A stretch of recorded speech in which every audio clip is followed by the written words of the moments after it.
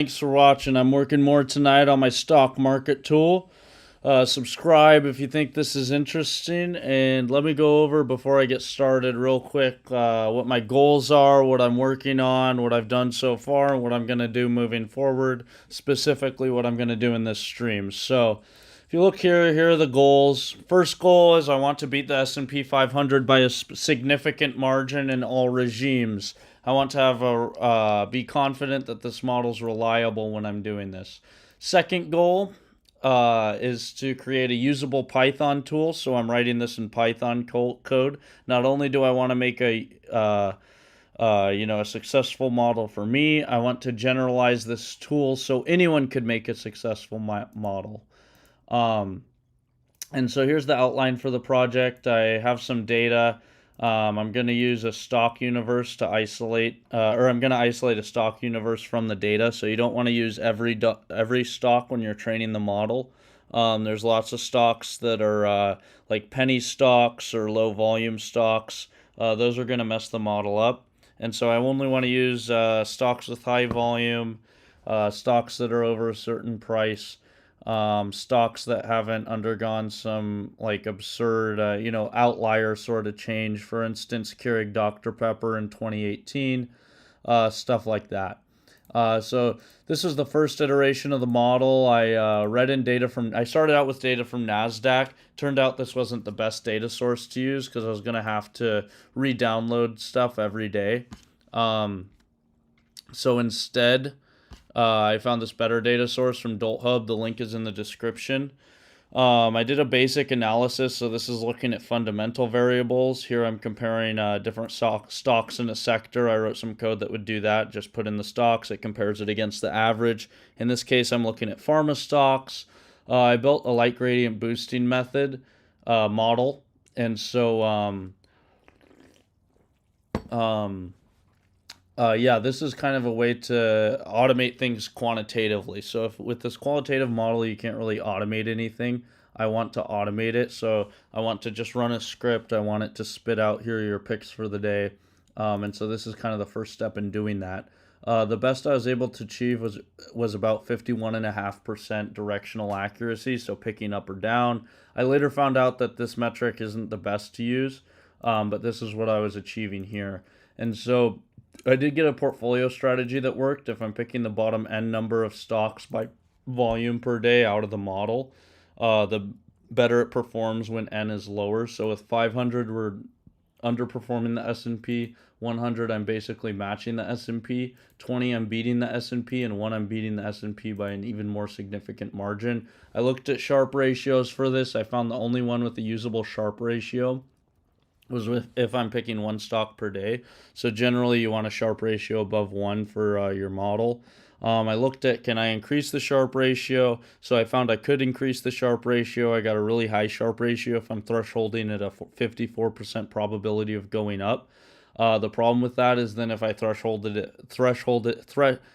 the threshold at 55%, it's not making any picks. And so for that reason, and also because it's only picking one per day, this was a really fragile model. I wanted to go back in and basically the core of this is I'm not going to get a really good portfolio strategy unless my model's more robust. So I wanted to rapidly iterate on the model with a bunch of different strategies for the model, features for the model, and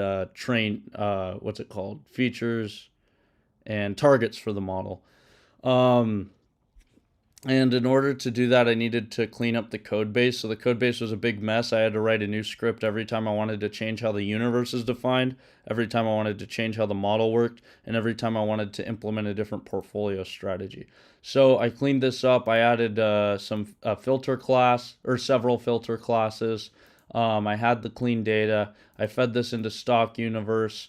And the filters basically make stock universe diverse and flexible.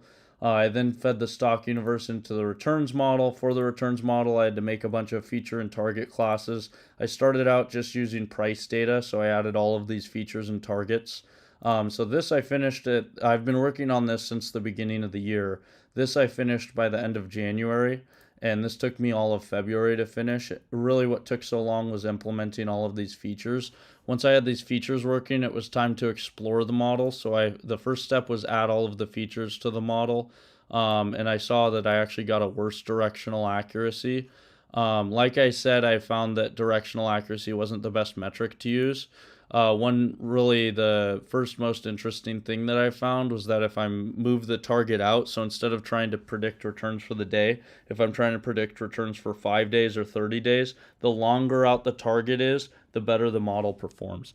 And this is probably because if you're just looking at a single day data, you're not capturing the intraday movement. So after hours trading and pre-market trading, if you're making a buy and going 5 days out into the future, you're capturing almost all of that movement that's happening when the market's closed. And that's when a lot of the movement happens in the market. Stuff that happens when the market's open is just retail traders drive all of that. And the big hedge funds and stuff are driving all of the pre-market and post-market movement. So the next step, I just tried a bunch of different things. I eventually was able, this is important here. So I was evaluating initially just on the directional accuracy, but that, isn't a very robust metric. And a better metric to use is the information coefficient. You want something that's above, typically you want something that's above 0.01. I'm also looking at the standard deviation of the information coefficient. I'm looking at the information coefficient to information ratio, and finally the T statistic. And so I tried all sorts of different things. I was able to get a model which worked really well. And so it's hitting the threshold I want for each parameter. This is the output from Claude at left. So this is giving the values I want for the parameters. I need to look more into this to be more confident in the parameters I want.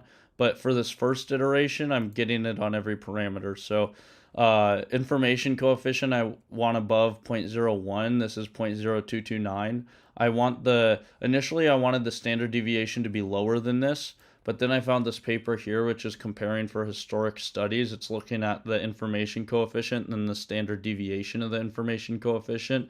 And it actually showed that the standard deviation is always larger than the information coefficient in these studies. And it's larger by 3 to 11 times. And so here the standard deviation is about 4 times larger. And so this is right in accordance with that. So it has a good information coefficient, has a good standard deviation of the information coefficient for the, not that model, this model. If you look at the ratio of information coefficient to information, I want 0.02 basically for the daily value. I'm getting 0.2. And then on an annual basis, I want it to be above 0.3, and I'm getting 1.5. And the robust the T statistic, I'm getting 2.3. I want it above 1.96. And then if you look at the model, another test is to divide it up into deciles and plot how each decile does. And it should look like a staircase. And so this isn't a perfect staircase, but you can see that as you move up deciles, it's going from negative. Everything below 50 or below 60 is negative, and then it turns positive. And it's increasingly positive from here to here, roughly. And so that plus the metrics are the signs that this is a really good, robust model. I tried to improve the model with a correlation analysis. And so the first method was finding pairs of correlated features and dropping whichever feature had the highest average correlation to the rest of the data set. Turns out that didn't improve the model at all. I tried some different methods. So I tried that method again. And so one thing about light gradient boosting method is it's automatically dropping features. That's one of the kind of characteristics of the model. And so I said, okay, since I'm already dropping correlated features, what if I forbid the model from dropping any more features? And when I did it, it not only underperformed the base model, it underperformed the model which is dropping features. And then finally, I was using the 75% correlation threshold, so drop 1 out of pairs that are over 75% correlated. I tried increasing this threshold to 90%, and this didn't improve it at all. It was worse again. I tried principal component analysis. So this is taking correlated features and combining them into one feature. Um, this did worse than just the bare model. You can see here if you compare those two values. And then I tried going through and dropping every correlated feature out of the model. Um, and so what I found is almost every one of these, if I dropped it out of the model performed worse on every metric.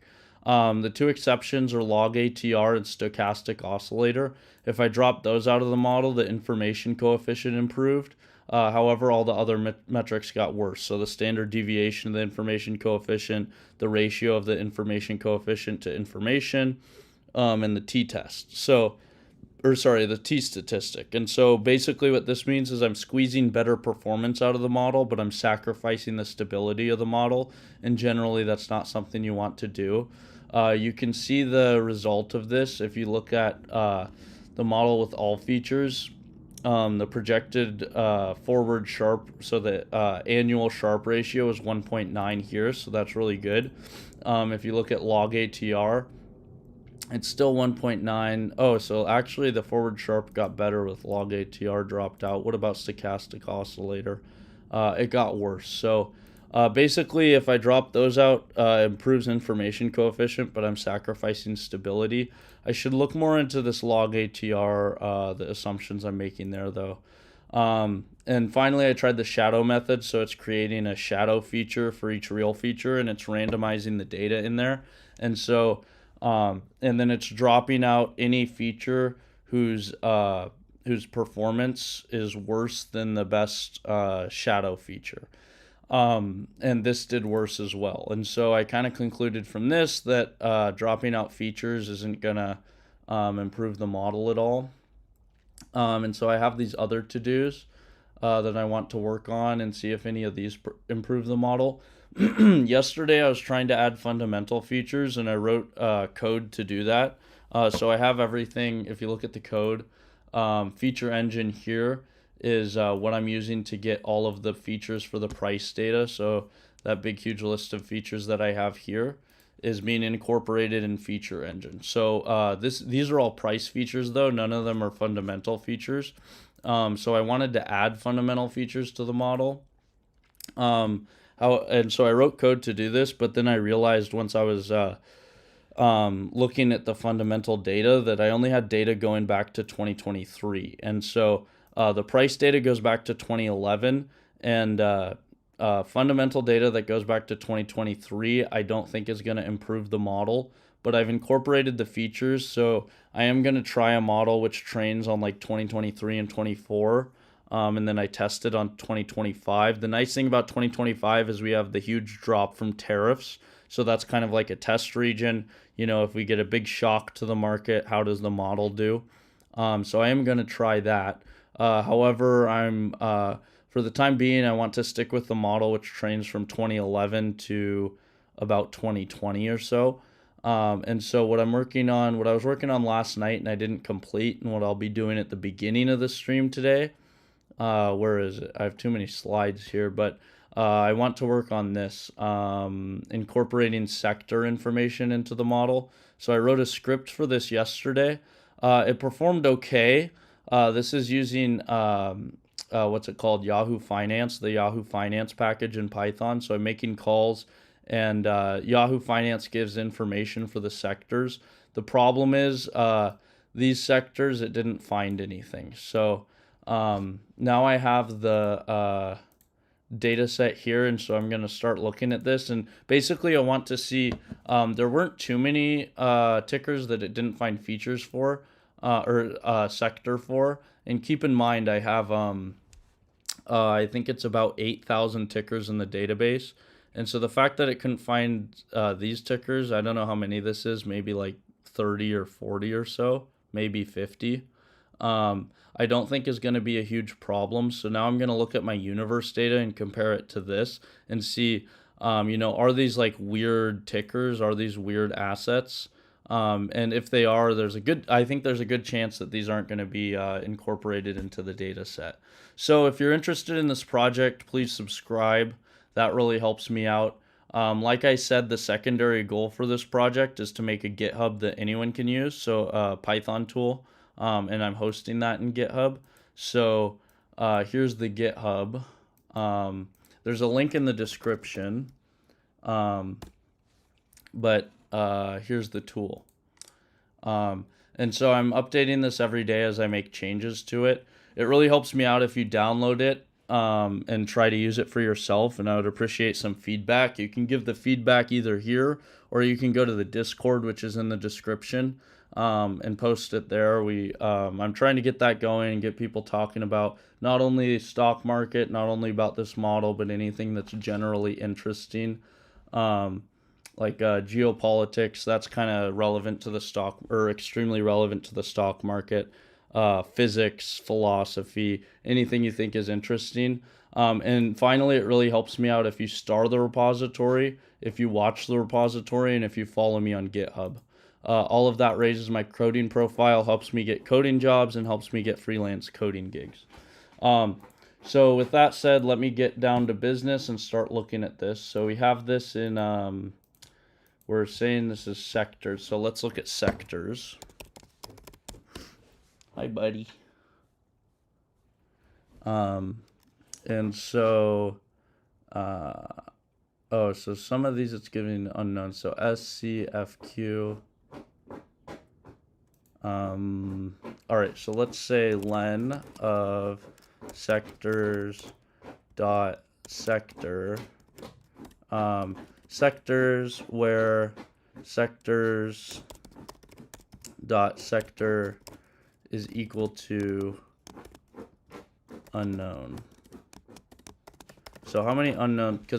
So it's saying it's not finding the information for the symbol, but I didn't realize it was also returning unknown for a bunch of these. So there's 18,000 unknown sectors. Let's see, length of unique account symbols. So sectors dot account symbol dot unique. How many unique tickers do I have? 19,000. Okay, so this is pretty bad. I have 19,000 tickers and 18,000 are undefined. So I'm going to need a better method for figuring out what sector the stocks are in. And then let's say sectors dot unique. So what are the different sectors that it gives? Oh, sectors dot sector dot unique. So we have healthcare, consumer defensive, unknown, financial services, industrials, consumer cyclical, technology, real estate, utilities, basic materials, communication services, energy. Yeah, so what do I do with this information now? Basically I have to decide, I mean, really this isn't going to work well.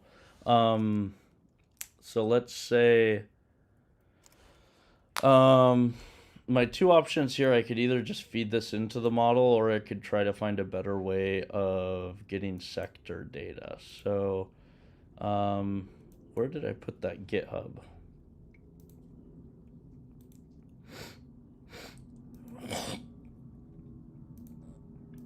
Okay, so let's say sector, stock market,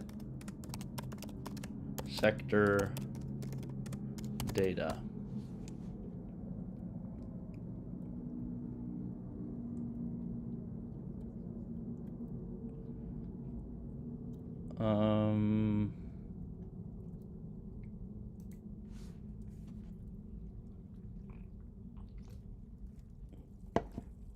So I want something that's like a list of sectors, and then it gets every stock in that sector. So this looks like it could be a useful table. If I can download it, or scrape it.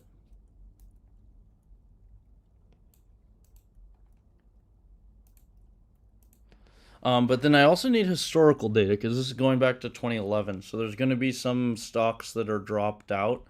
I don't want to, if I only get sectors based on right now, Historic sector data stock market.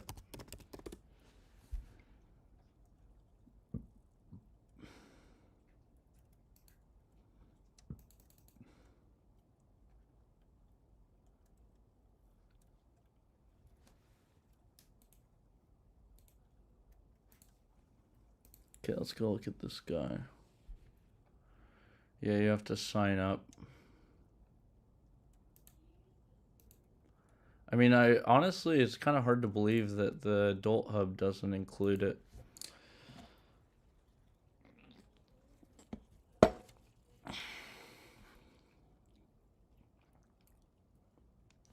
Okay, so let's look at stocks. If we look at symbol, let me take my sweatshirt off. It's warm in here. Oh, so market category. We have global select, capital, global. So maybe I could get the unique market categories for each symbol.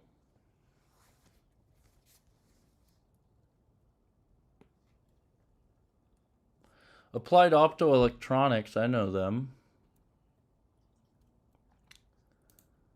They make really good stuff. Let's see how their stock has been doing. 6 months. So they jumped up at the end of February with the Iran war.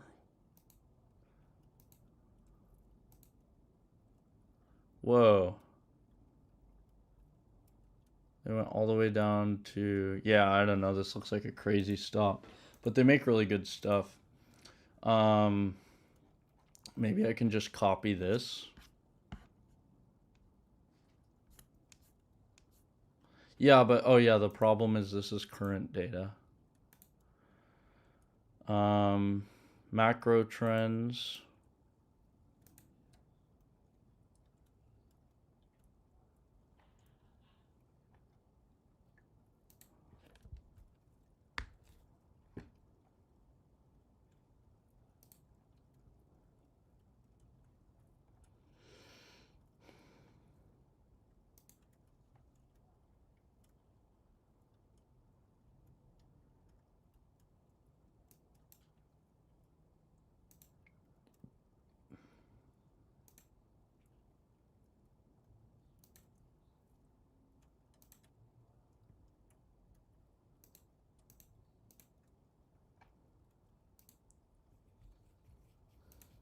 No, not that.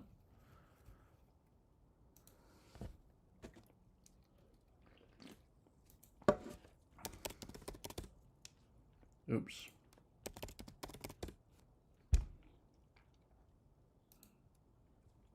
What is this? You have to sign in. Stock research.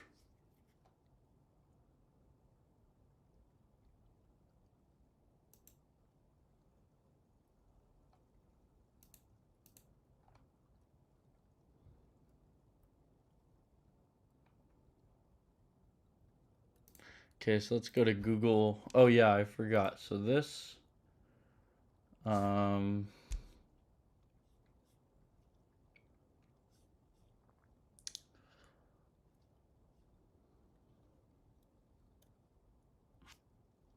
global select, capital. Why is this taking so long? Global select. Okay, so let's see. SQL query get unique values from column. Select a distinct column name. So let's do a query. Select all from symbols. Select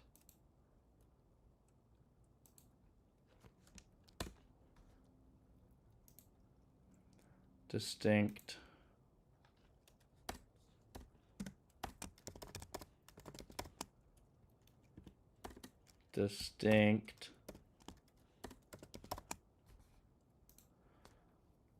column name from table name.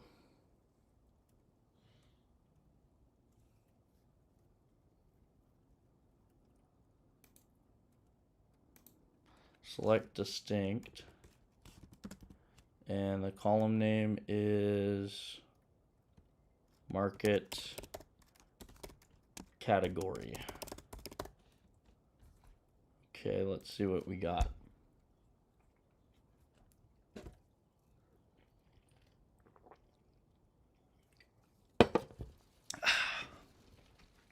Oh yeah, so like I said, I want to make a usable Python tool for anyone. From my own experience, it's not going to be really usable for people if they have to plug into an API that they have to pay for. Yeah,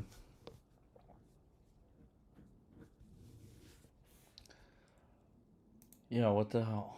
Why is that not working? Yeah, so I need a free data source. So what's really good about this is they don't, like I said, the fundamental data only goes back so far, but the key is that it's free, so anyone can get it. So this is the best resource I've found that's free so far. And the price data goes back to 2011, which is pretty good. Okay, let me pull up Google AI Studio and say, I need to add sector data to my stock market tool. However, I tried doing this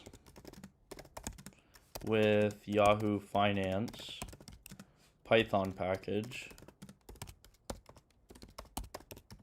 but so len of, so this is giving sectors, but what did we find? It's only giving us about 800 sectors out of 19,000 tickers, but it only gives sectors for about 800 out of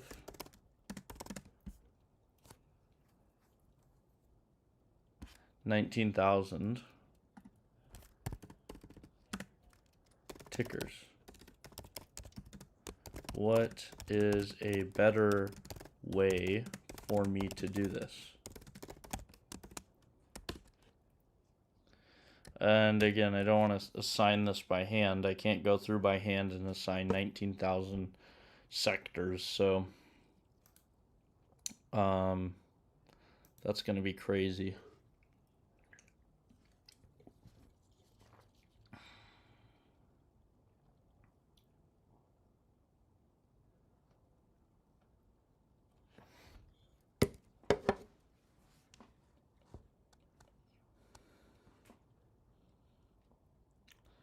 They're all US listings.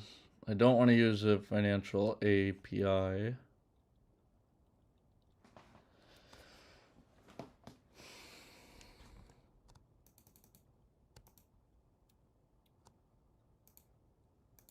Okay, so NASDAQ supposedly has some.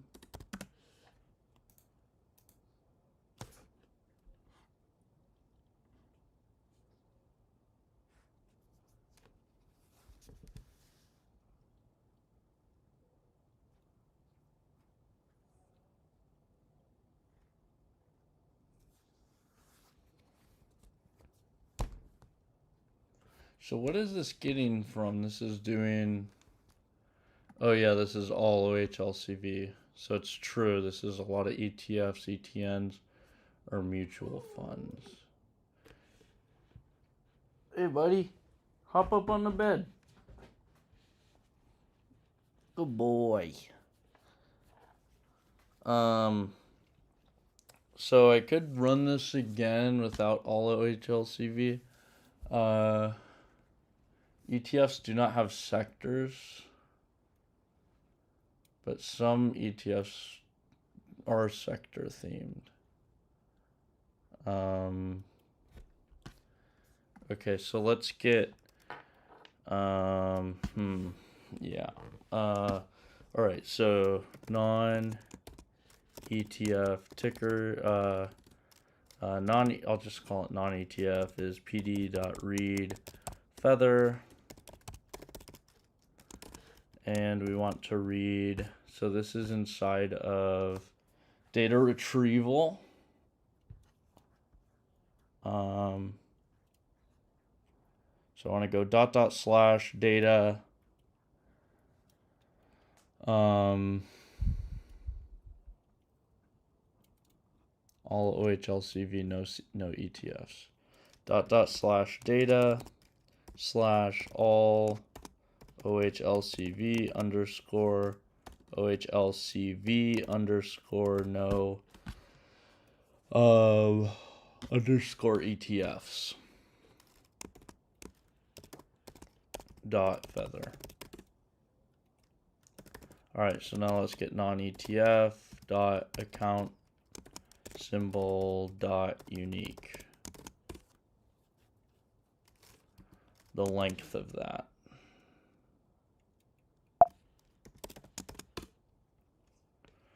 Okay, so that's 12,000.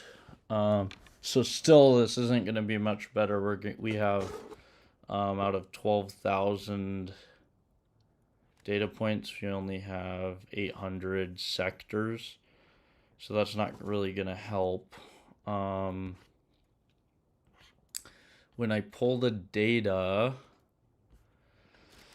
I could get this column here, but it's not. Why did this query not return anything? So it's not ordered by account symbol. Select distinct market category.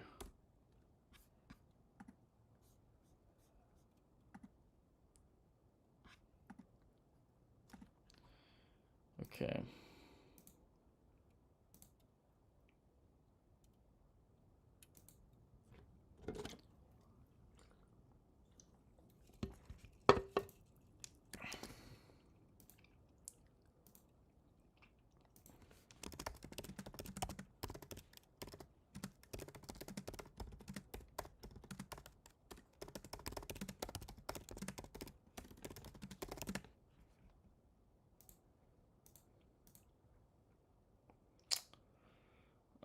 Market category column.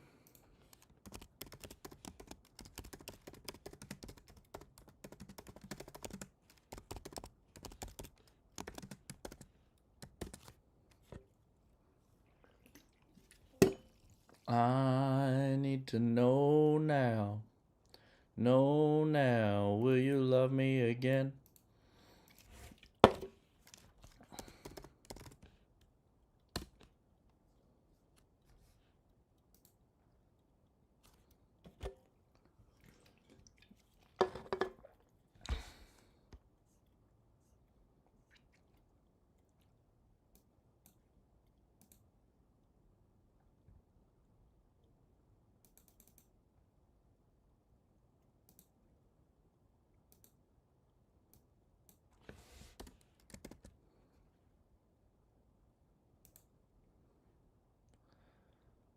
Yeah, so that's not gonna help us at all. Those aren't sectors.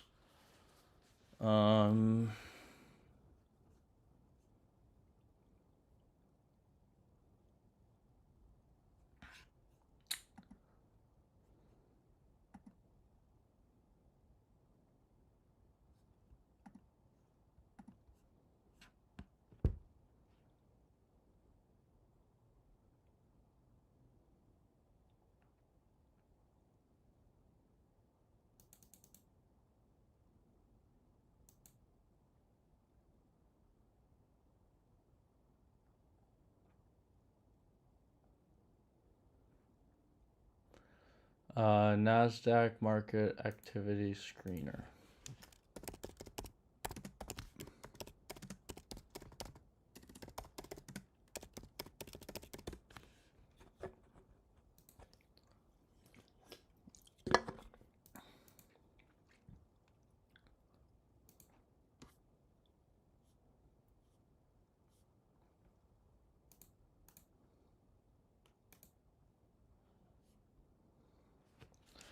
Select all for market cap.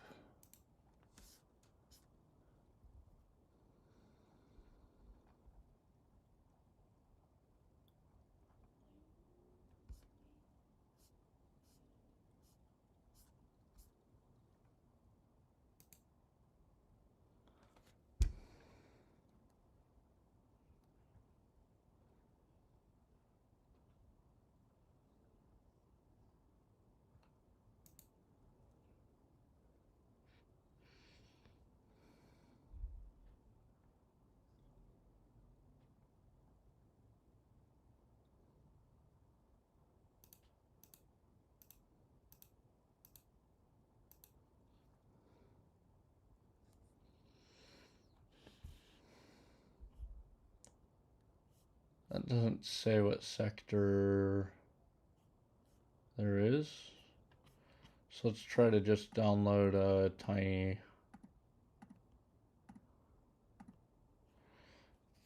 market cap stocks.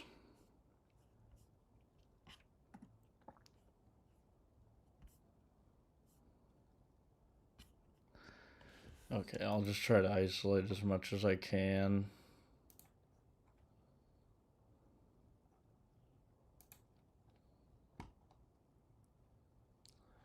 Okay, 151 rows. Let's download the CSV. Let's look at it.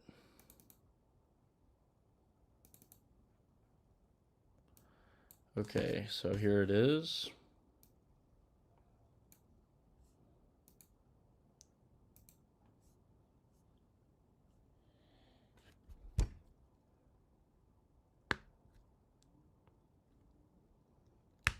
That looks good. So if I go back to the screener,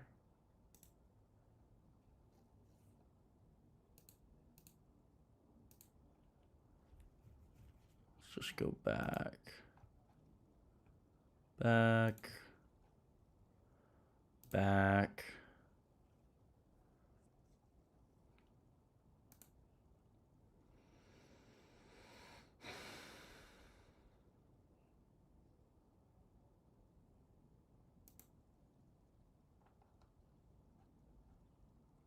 How did I get there?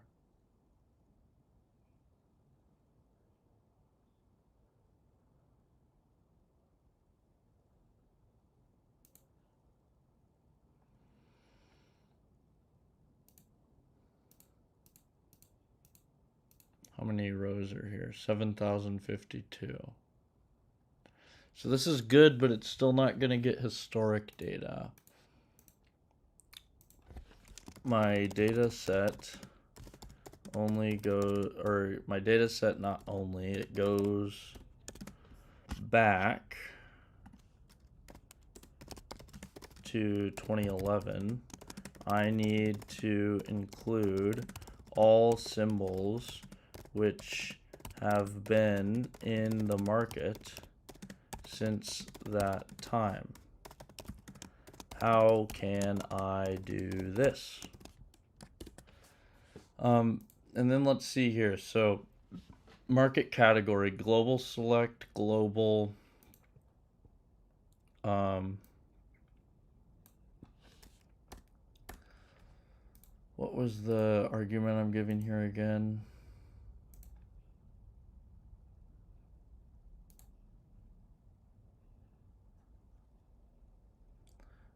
Distinct market category from symbol. Select distinct market category from symbol. So 5 people are watching. Let me take this chance to say, please subscribe, go to the GitHub, start the GitHub, watch the GitHub, follow me on GitHub, and join the Discord. All the links for that stuff are in the description. Doing all of those things really helps me out.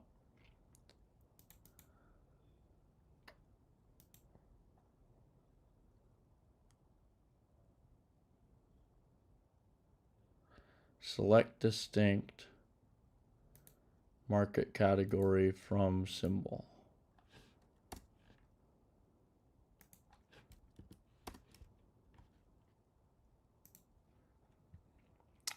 Global select global versus capital market.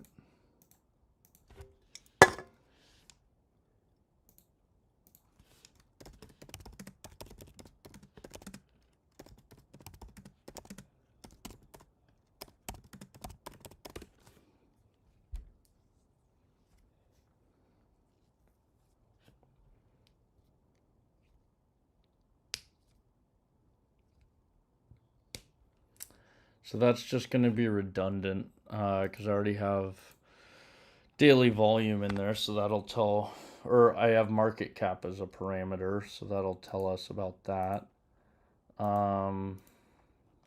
Let's see what it says about this. To include every symbol that's been in the market since 2011, you're tackling one of the most critical challenges. Yeah, I know. If you only use a list of today, yeah, I know. You need a data provider that tracks delisted tickers and symbol changes. Polygon.io.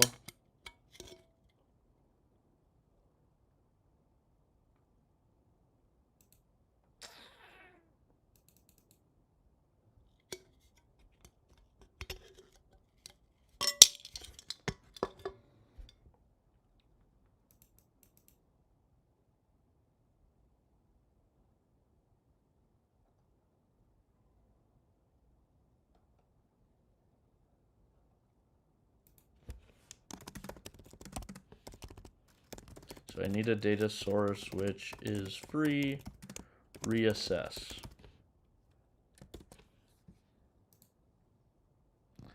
I need to know now. Know now. Can you love me again?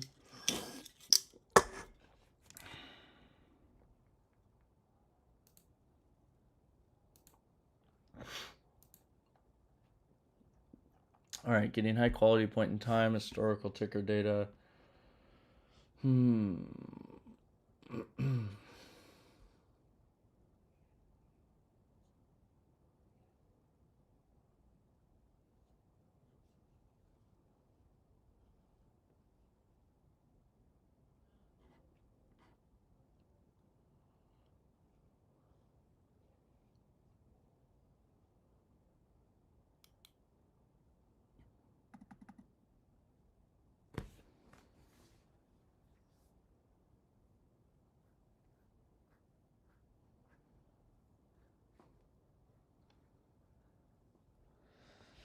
So this is easier.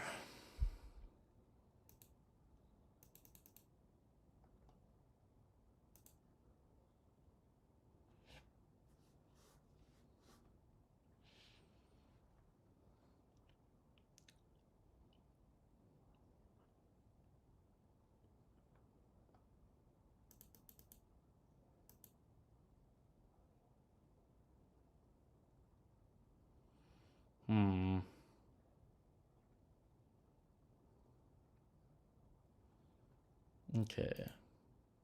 So let's look up SEC Edgar.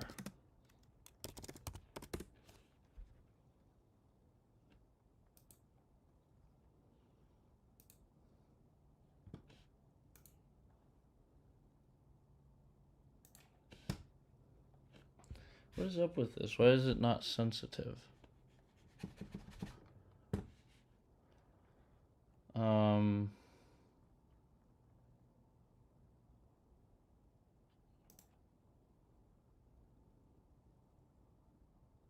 Hey, Sir Night Night. I'm searching for sector data right now. And it looks like this is going to be hard to do. For some reason, my mouse isn't very responsive.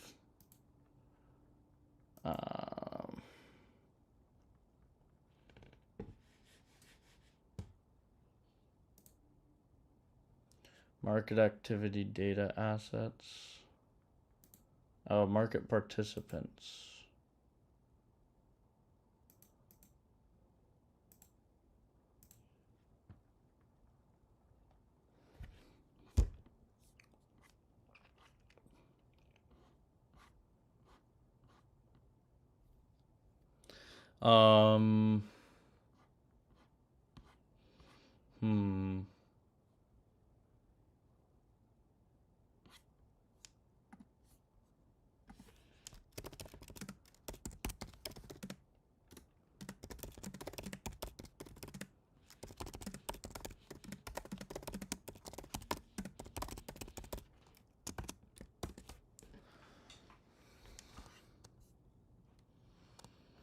I need to know now.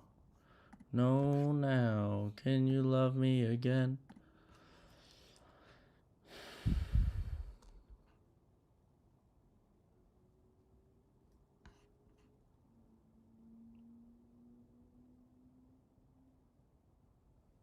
Standard industrial classification code. I don't care. That would be fine. Financial statement data sets. Okay.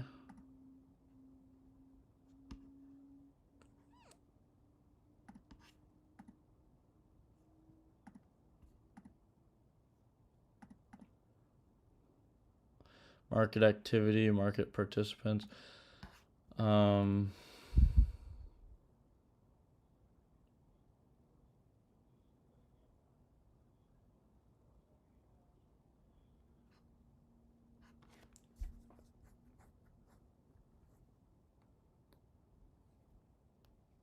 I need to go company by company.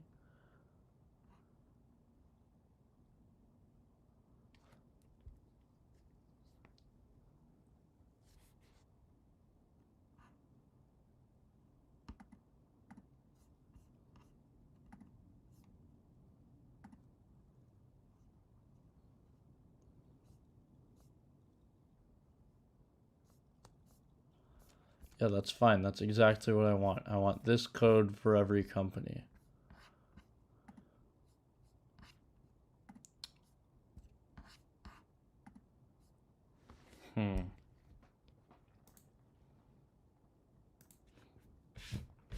Why is this so not responsive? Just a sec. I gotta go to settings and change. But the keypad's responsive.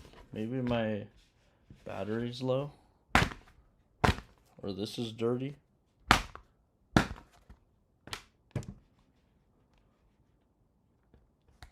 Or that's dirty.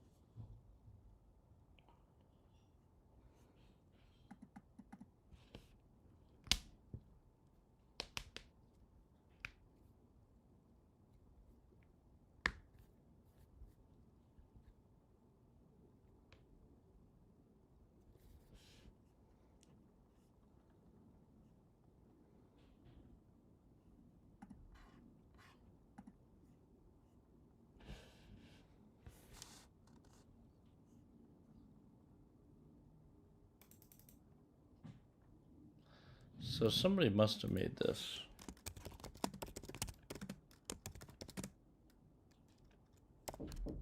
Yeah. Are you streaming? Yep. I'm going to bed. Okay. Nighty night. Good night, Patty. Kevin. Oh, did you close your windows? Yeah. See you Sweet tomorrow. dreams. Okay. See you in the morning. See you then. Well, that's a fair assumption.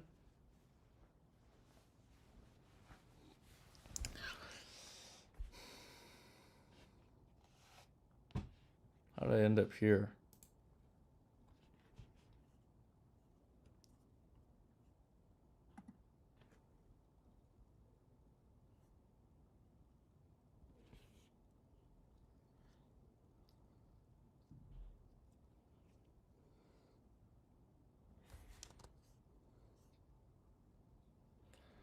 So this is pretty good. 2011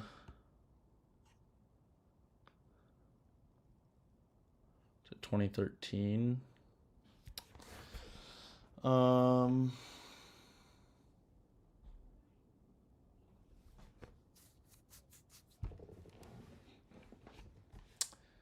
Okay, so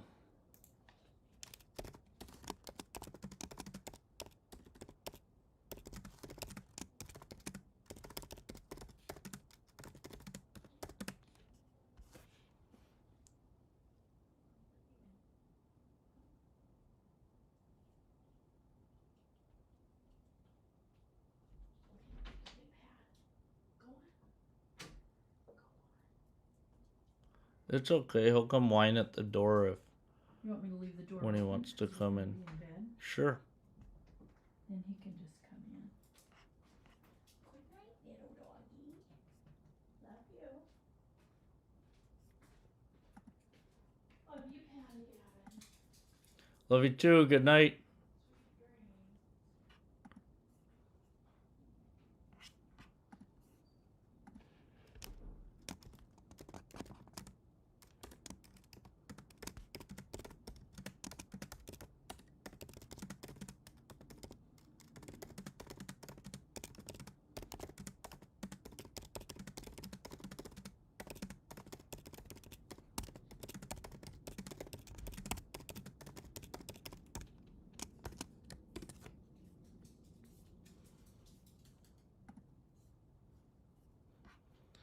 I need to know now. Hey, boy.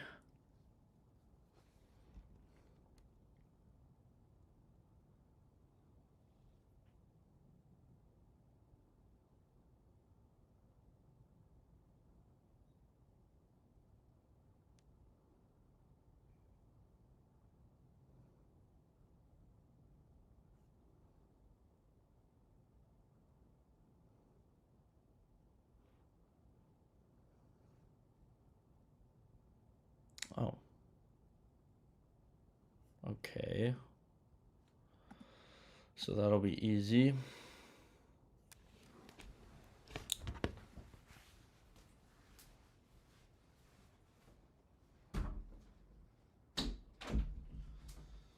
Hop up. Good boy.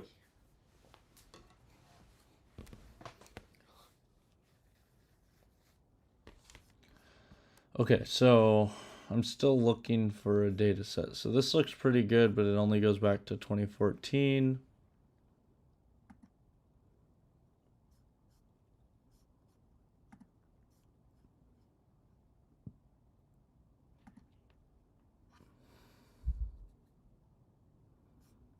Okay, that's gonna make me pay money.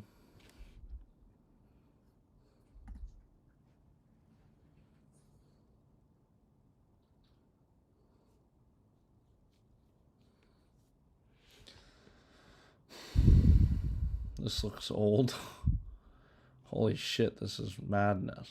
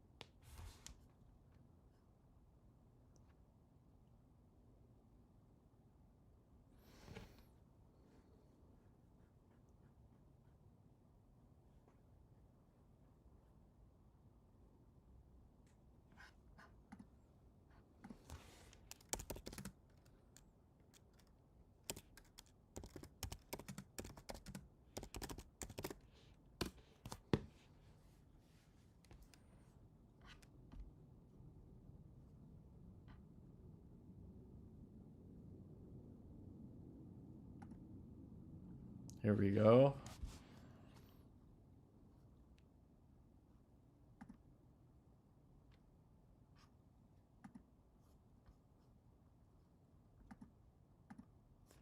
Did the SEC, which contains regulatory filings.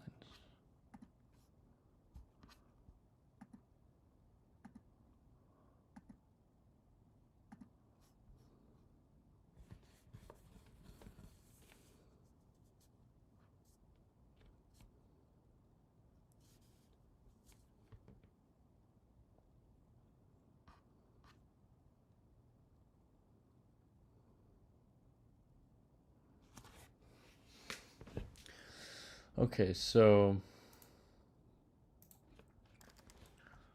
let's ask, how many calls can I make to SEC Edgar?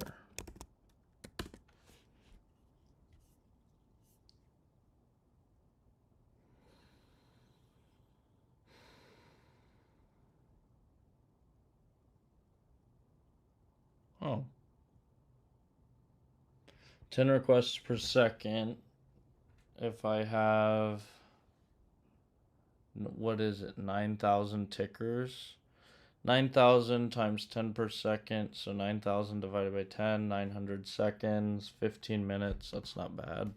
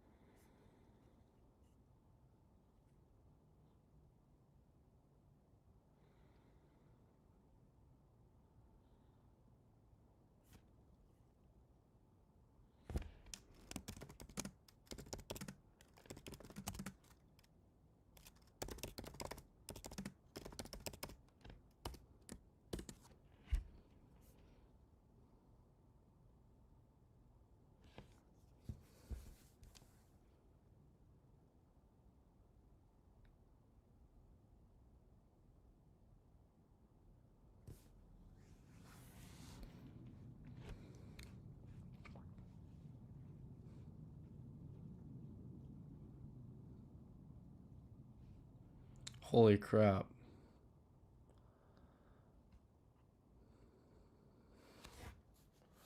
You need to make a user agent. Okay.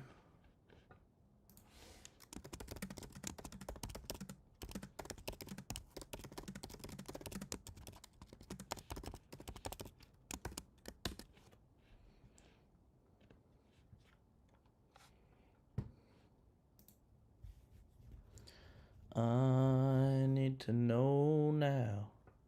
Know now. Will you love me again?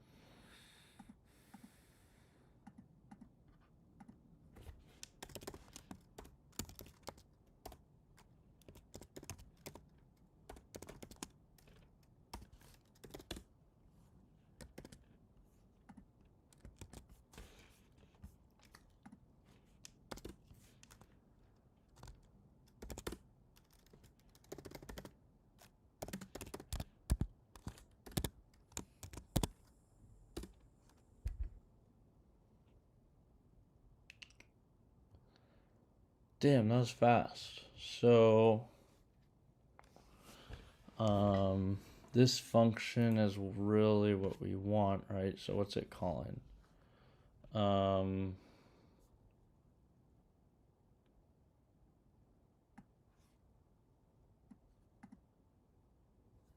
So let's just throw the debugger in here.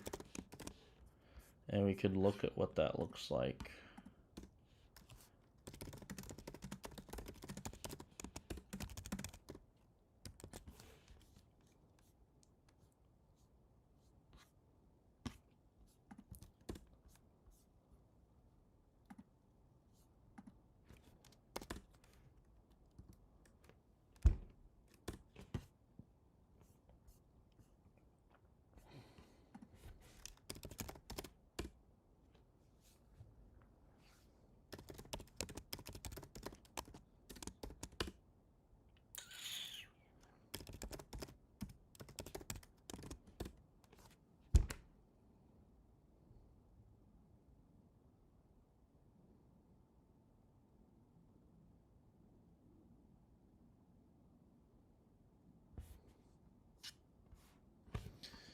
Okay.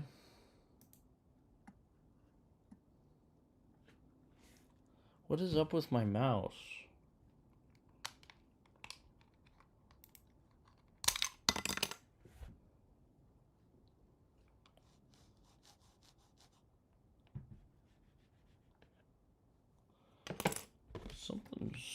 It's like this isn't working.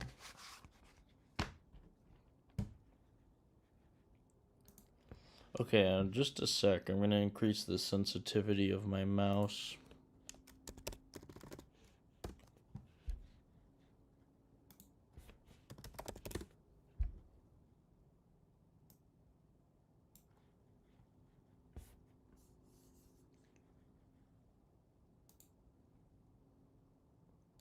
Okay, maximum sensitivity.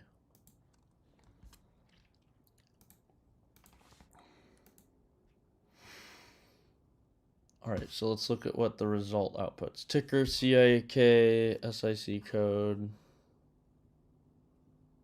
So rather than ticker,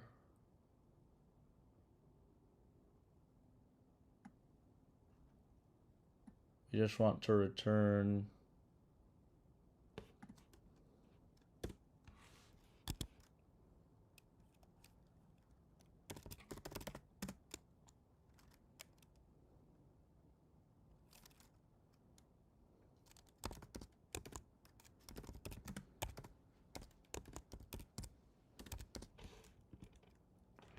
guess we could just return SIC description.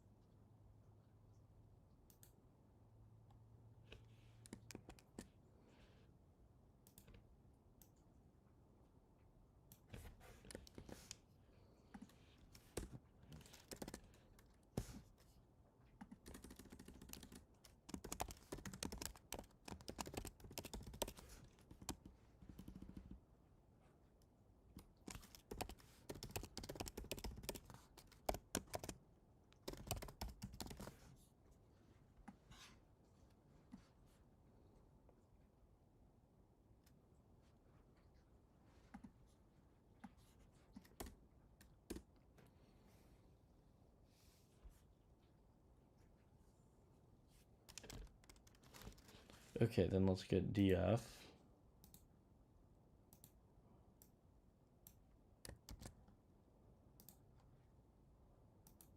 Actually,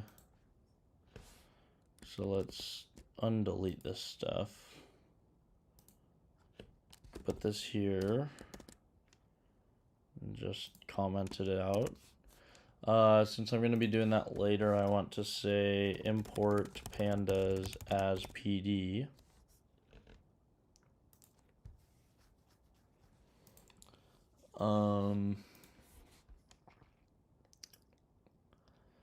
Okay, so what if ticker is an ETF?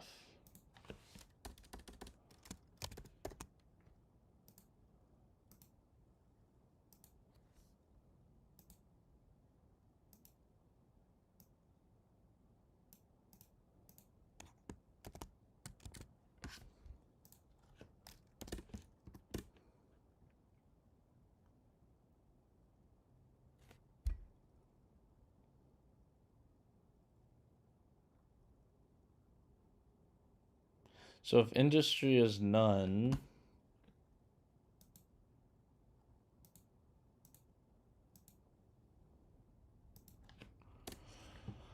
so let's do all data, no ETFs, all OHLCV.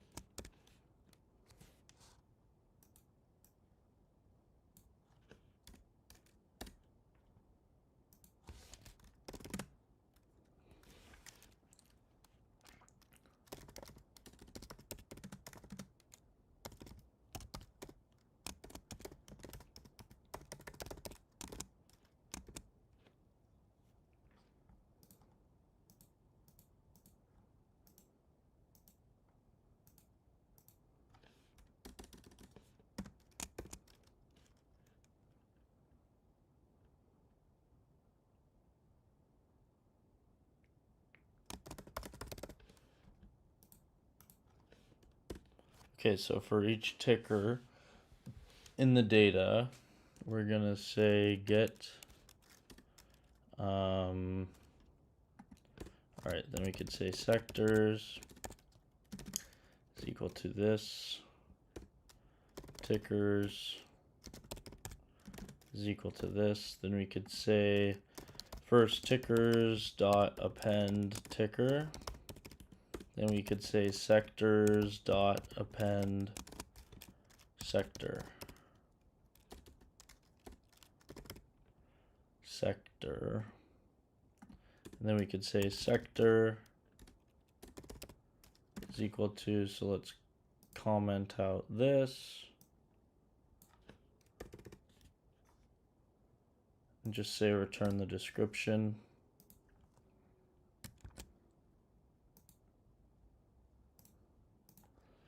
Get sick from ticker. I'll just change this to be get sector.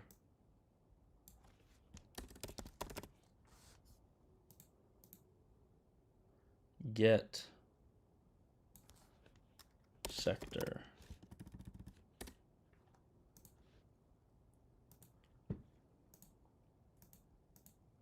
Then append the ticker, append the sector. Sector df is equal to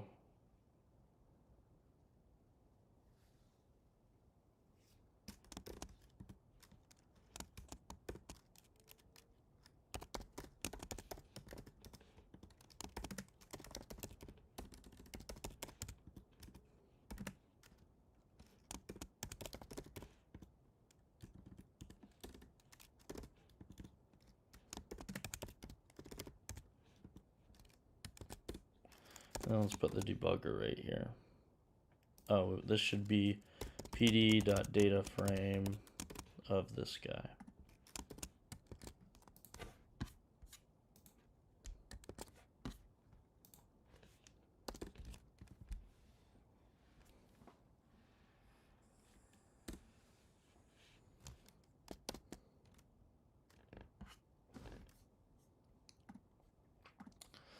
So sector and ticker, my user agent. Then we want to say print ticker sector. So once it gets it, we'll know.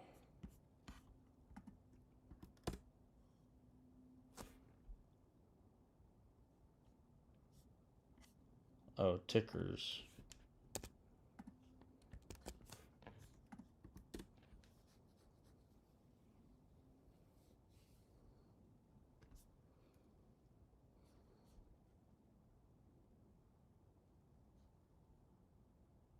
Oh.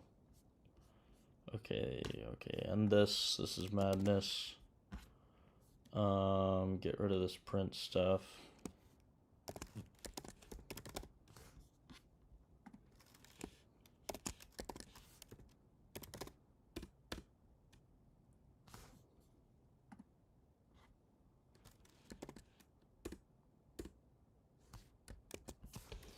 Okay, let's run it again.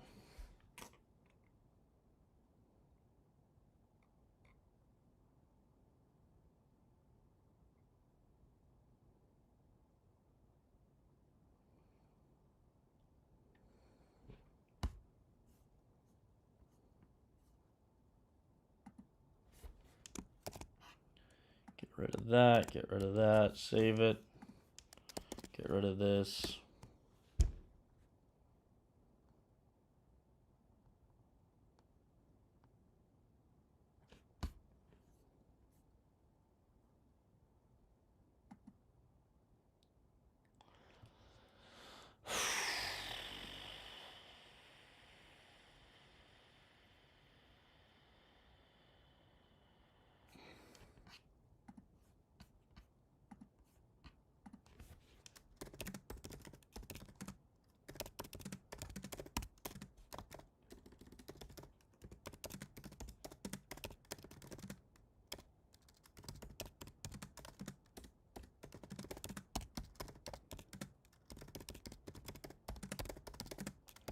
Which will result in the survivorship bias, survivorship bias that I'm trying to avoid.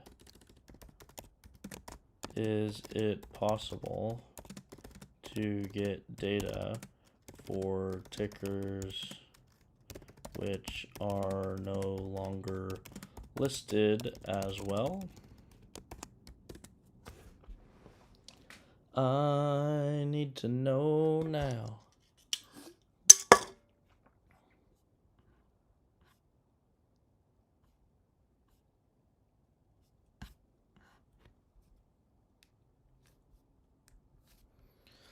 Yeah, so if you're watching, please subscribe. That helps me out. Go to the GitHub. The link's in the description. Star the GitHub. Watch the GitHub. Follow me on GitHub.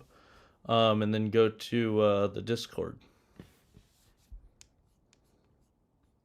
Join the Discord, that is.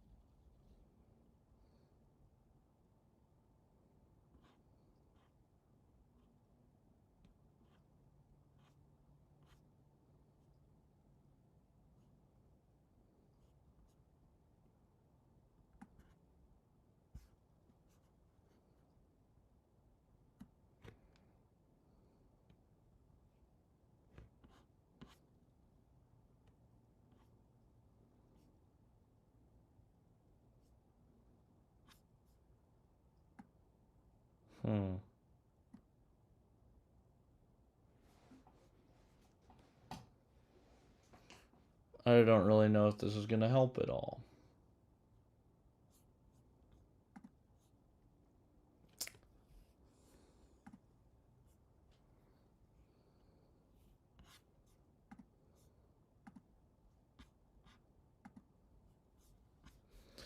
Let me think. Oh, man.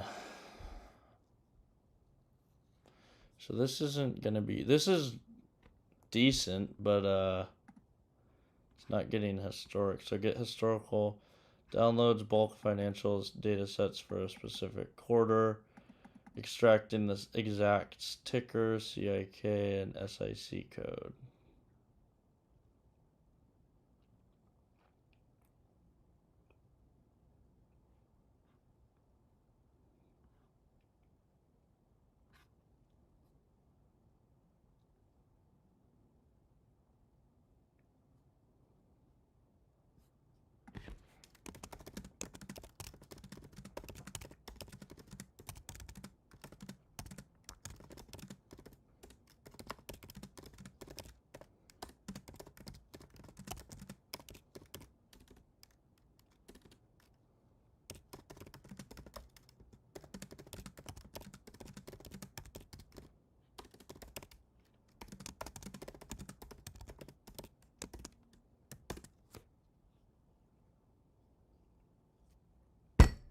Damn it. Alright, let's go to my other account.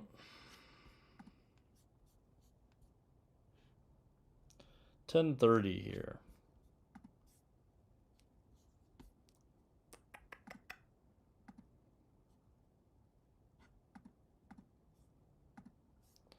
I forget, how do I don't want to build. Oh, okay. I have this script which pulls the name of a sector for a ticker. The problem, which pulls the name, the sector name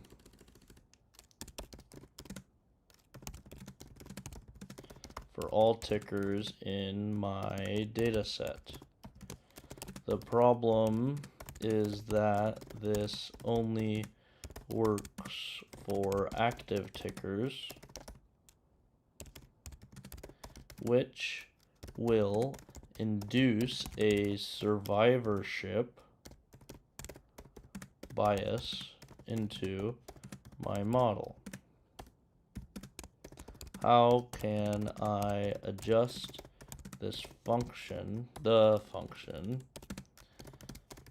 so that I only pass in the ticker and user info and return only the sector, so that it works for delisted tickers as well. I want to only pass in the ticker and user info and return only the sector. But it should work for tickers. It should work even for tickers which are not currently listed.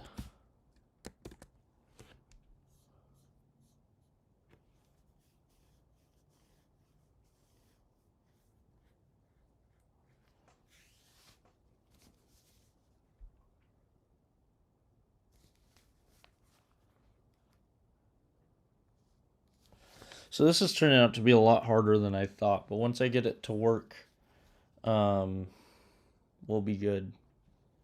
Oops.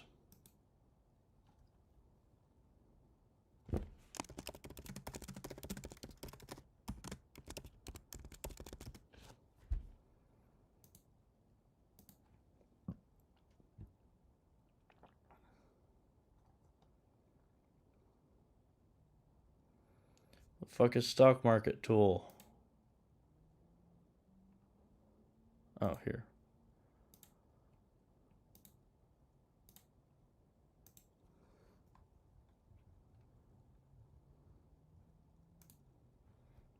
Okay, I'm gonna go make a coffee really quick. I'll be right back. Ugh.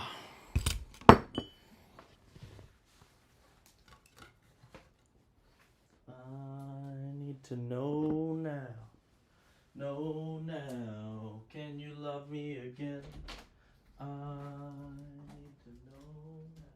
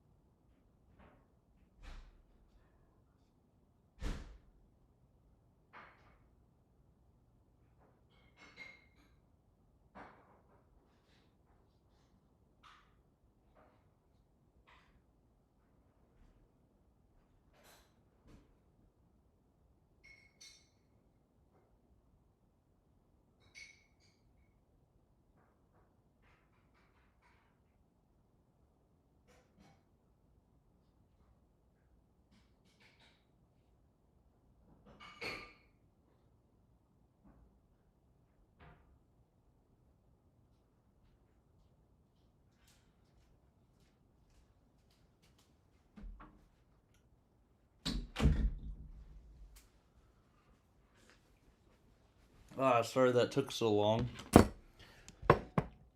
Ugh. Hold up, buddy. Are you gonna let me sit here? Or are you gonna take my seat? Huh? Come on. There you go. Good boy.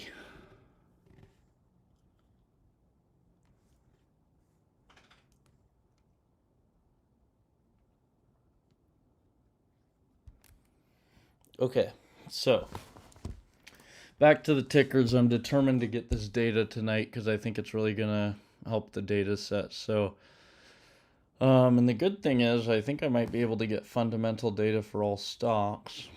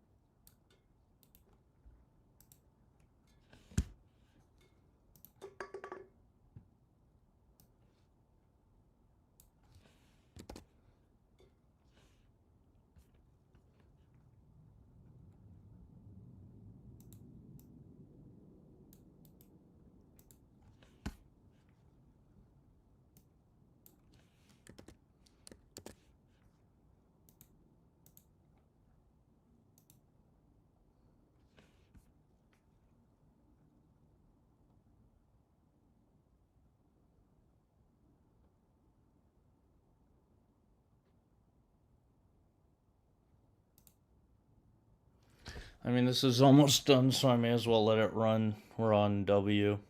W, X, Y, Z. There's probably not going to be that many X, Y's, and Z's. I need to charge my phone so I can listen to music soon. Speaking of, comment a song if you know any good songs.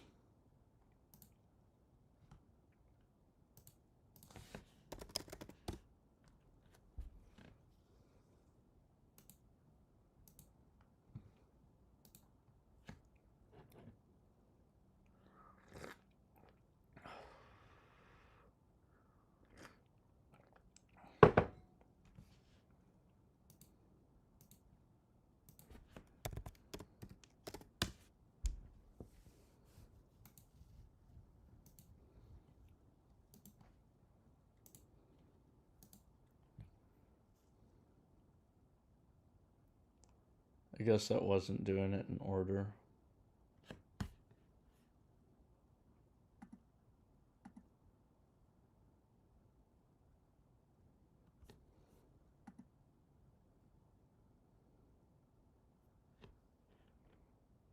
Okay. I'm gonna stop that.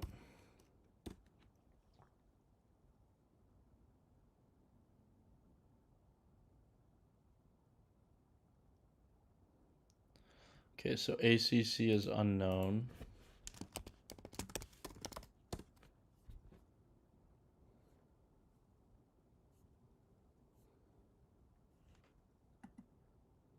Oh. Give me the Google summary. Oh, come on, yo.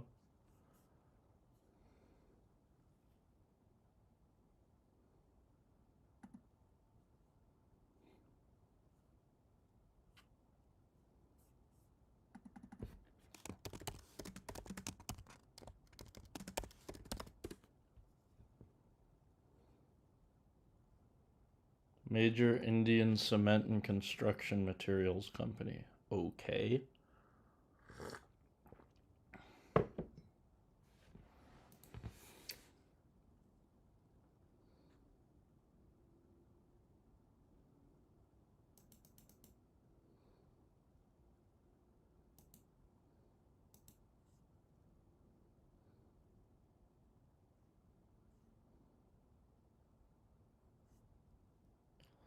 So this is getting data for most.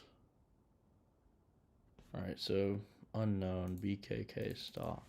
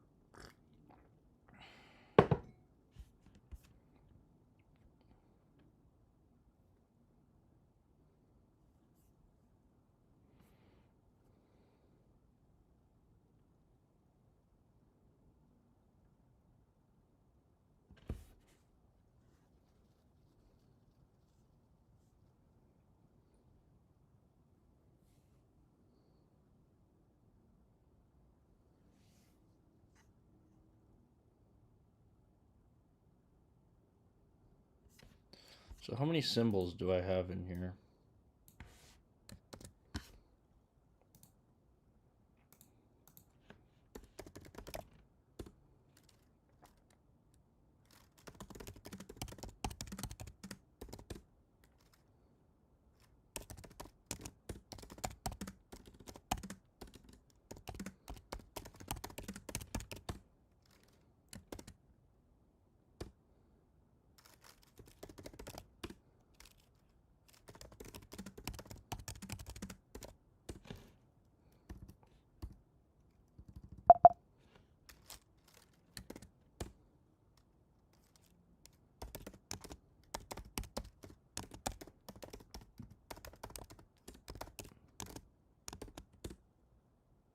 $12,000.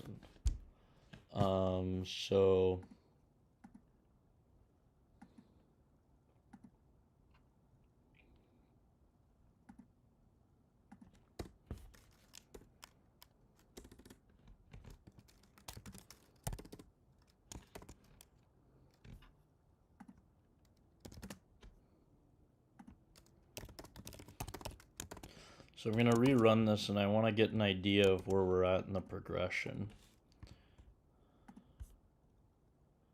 Divided by 12,770.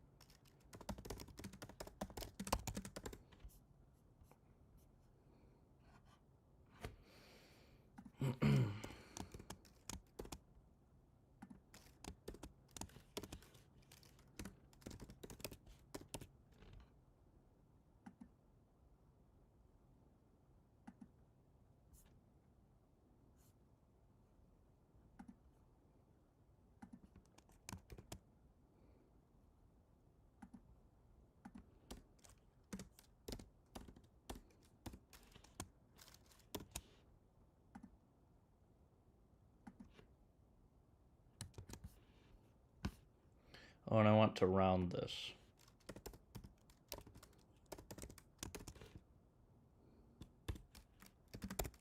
to 2 decimals.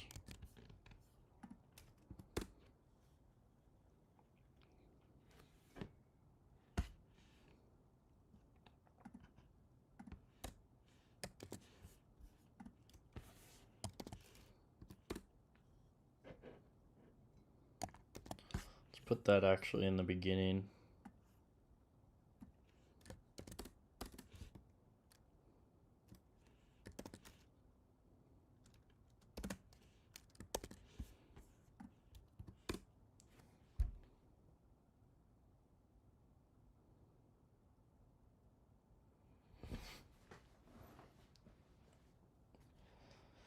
Okay, so yeah, I'll be able to look at that later. So I think I am able to pull fundamental data from here. I'm trying to decide, do I want to pull... This is gonna take a while, so you can see I've already been going for an hour and a half trying to get this sector data, but it looks pretty promising.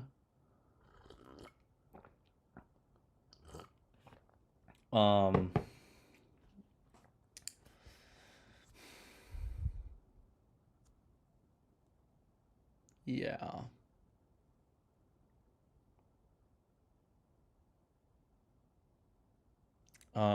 So the question is, do I want to do the same thing? So basically, I was having this problem yesterday. Um, Let me go over things real quick. So I have this really good model.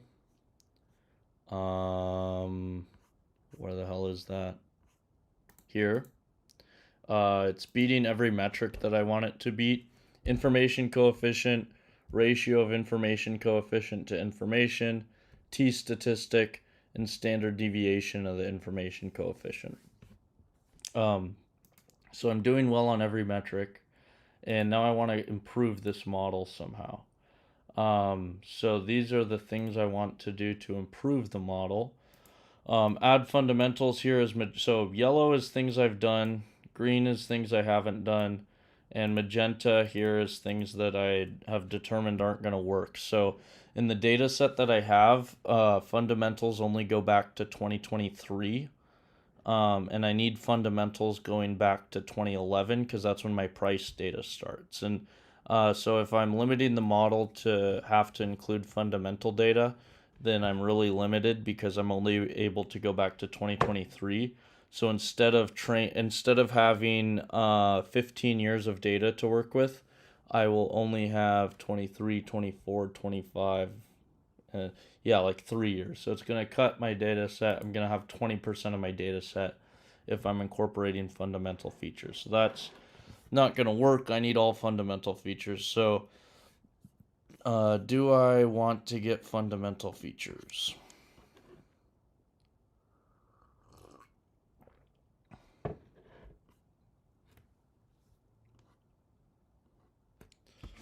Where's my phone at? Can I listen to music now? Yeah, I think so. So yeah, comment a song if you have a song for me to listen to.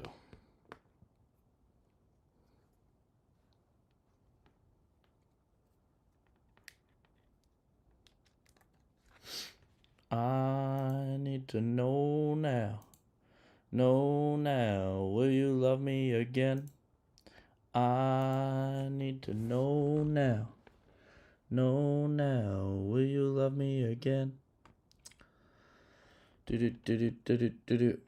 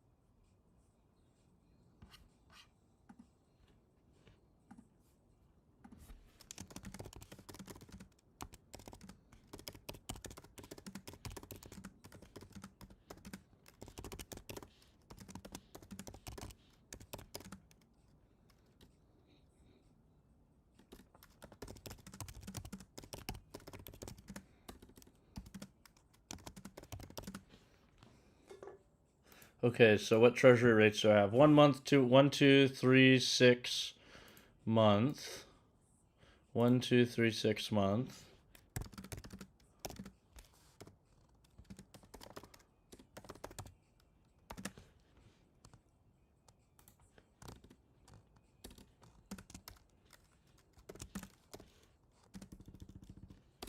One, two, three, and 6 month. 1, 2, 3, 5, 7, 10. And 1, 2, 3, 5, 7, 10, 20 and 30 year.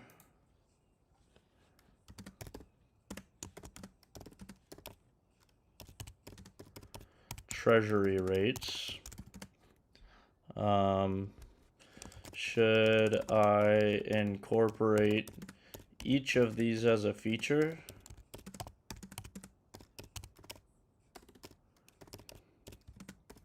Or should I combine them into a single feature?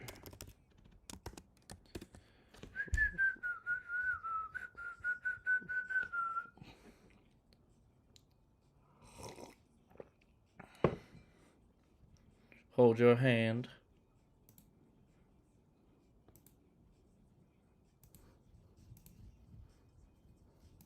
I see you in the club. I wanna get with you, yeah.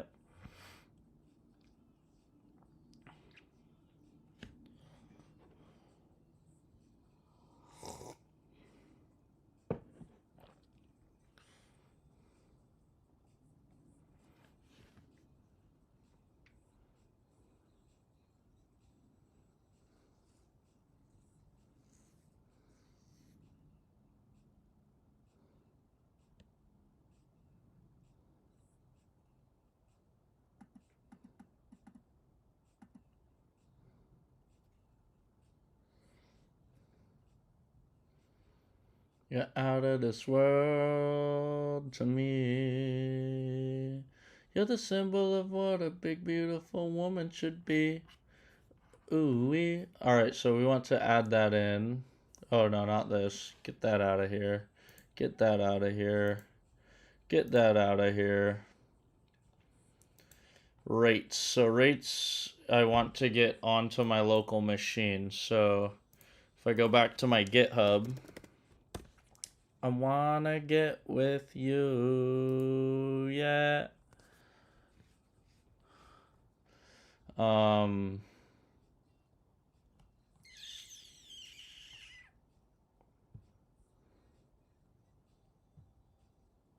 Okay, so now I want to go into there. Get rid of this. Don't need the connection right now. Then I want to say dolt clone this guy.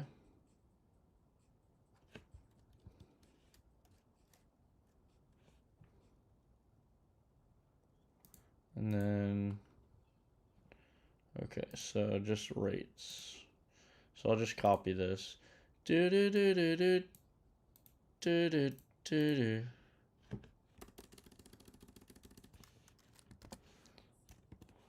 Change this to rates. Seeing your face is washing away. Before I get you by my side. Alright, ls.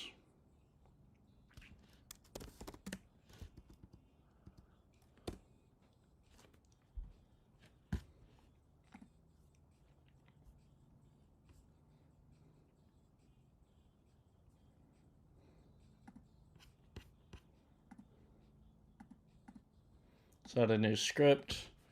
Pull rate data.py.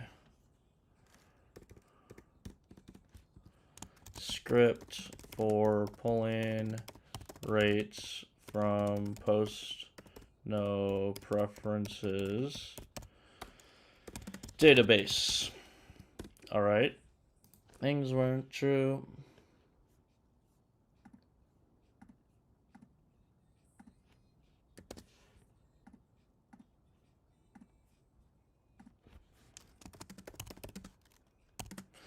Okay, so I have a script. Okay, I have this database locally on my computer. Right now, now. I wanna make up right now, now.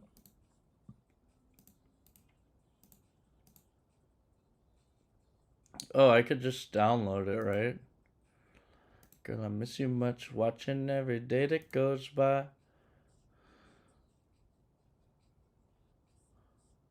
You know, the apple of my eye. Watching every day that goes by. 'Cause you're back, I'm gonna try. 'Cause you were the apple of my eye. I miss you much. I wanna make up right now, now, now. I wanna make up right now, now, now. Alright, so let's copy this. Put this into the data.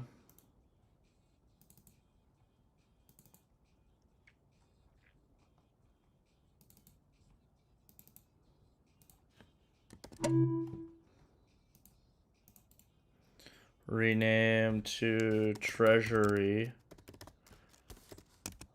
rates.csv.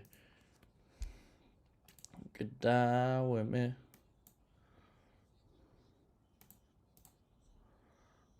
All right, what are we at here? 20, almost 30%. Getting close to a third of the way through.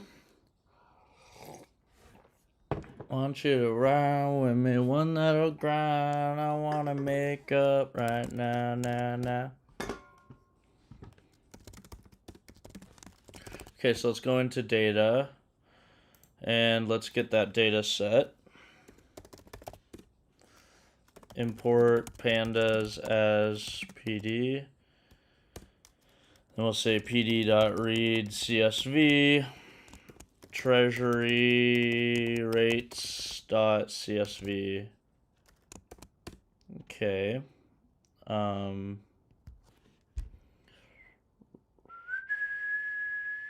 When they gonna stop breaking my heart?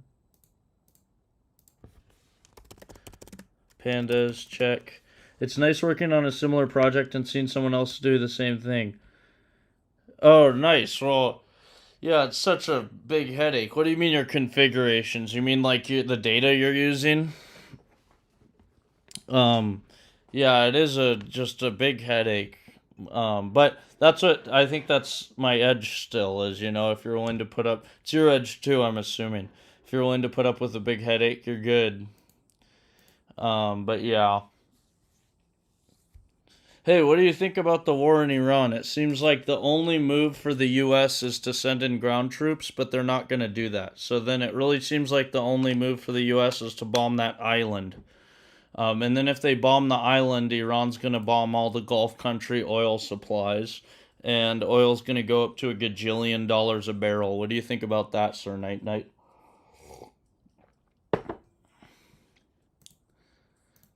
Pandas, check if there are nan values in a data frame.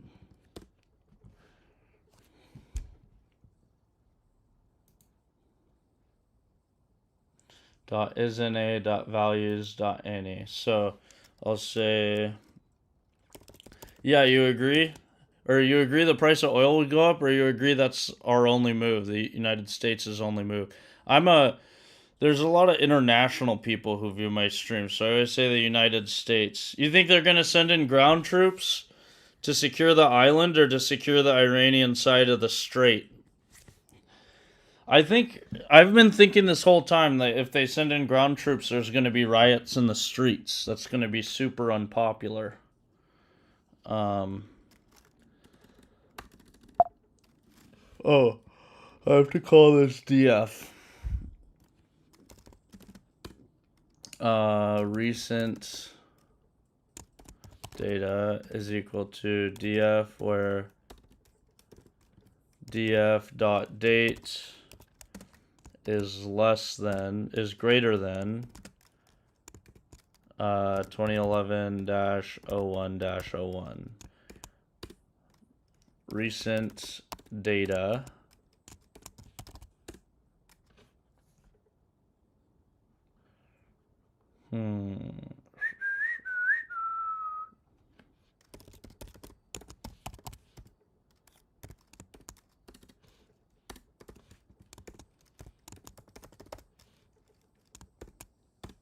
the Iranian side of the strait. If they do send in ground troops, it'll be the Bay of Pigs all over again. Well, the Bay of Pigs, at least they'll have. We know for sure we've been bombing the hell out of Iran, so at least they'll have air support. Wasn't that the big deal with the Bay of Pigs? Is that they didn't get air support, so the operation was fucked. But the Bay of Pigs was really because they did it behind Kennedy's back, and then Kennedy said, "Fuck that! I'm not sending in planes to help your crooked operation."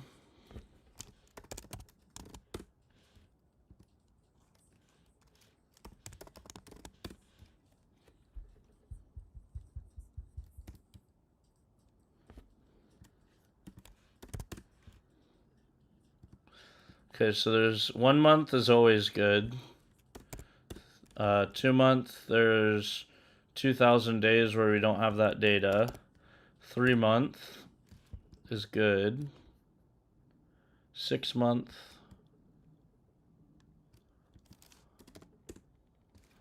1 year.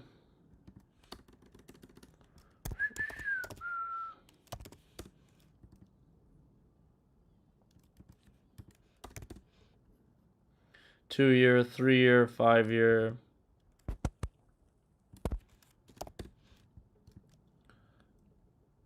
5 year. 7 year. Okay, looks good so far. 10 year, 20 year, 30 year.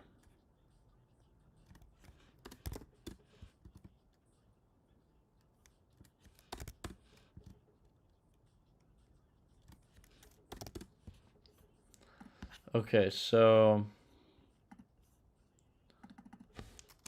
I have data for each day on all interest rate terms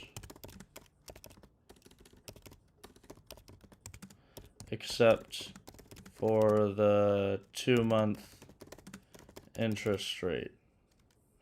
Keep only the anchor points. Oh, okay, so I guess that answers it. So I need to generate features with this. So here is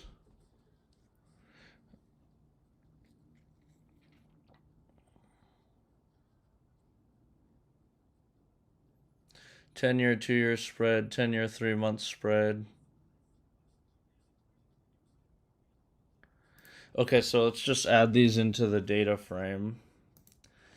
So then we'll say recent data. All right, spreads.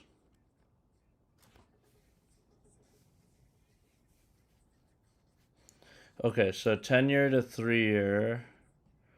10-year to 2-year is medium term. So medium term is equal to recent data of 10-year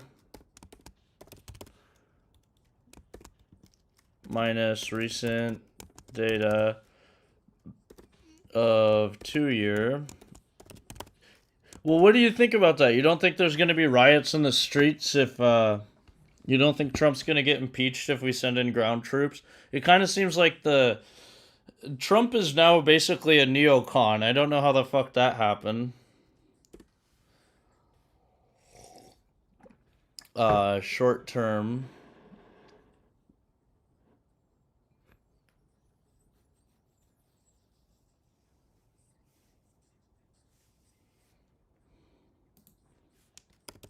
So we'll just say recession is recent data of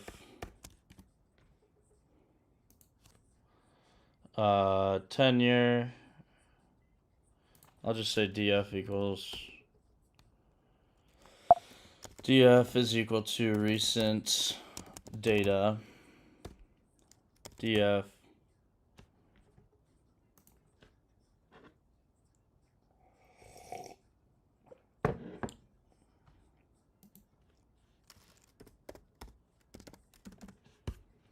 all right, then OHLCV.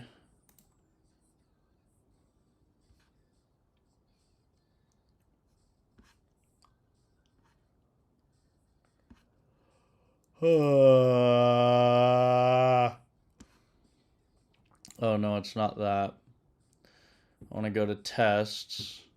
Oh, it'll be in Universe Explorer.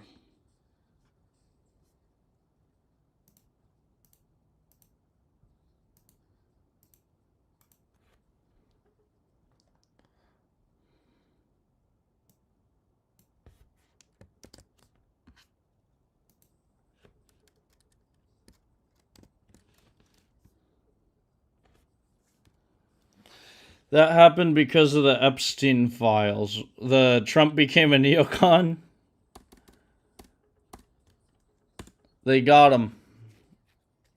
But what doesn't make sense to me is you think, okay, so if Trump, if Yeah, what I don't, none of this shit makes any sense to me. If it's the Epstein files, then wouldn't all the people who own the Epstein files, Israel and the neocons, wouldn't they want, or which is basically just Israel, wouldn't they be going for Trump? Wouldn't they be supporting Trump in the primaries in 2024? Why would they be supporting DeSantis instead of Trump? It could be because Trump's just a wild card and you can't control him like you can control DeSantis. But with the Epstein files, you can control him. So that's like the one hole in the Epstein files hypothesis, so far as I can see. Um,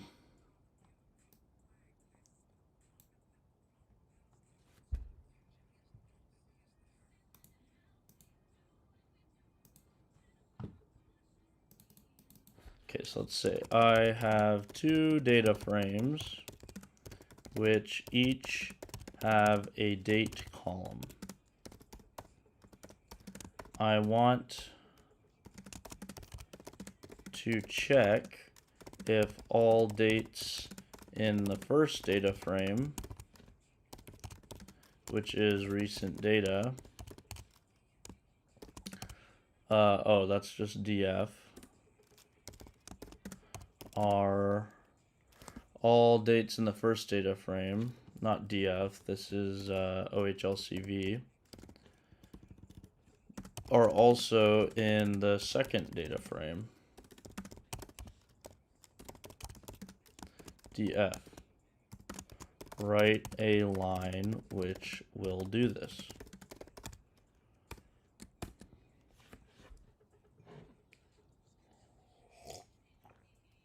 We do.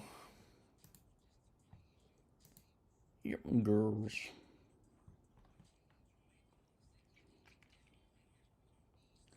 They wonder how we do what we do. Panamera Porsches, me and you. I'm at my rate limit.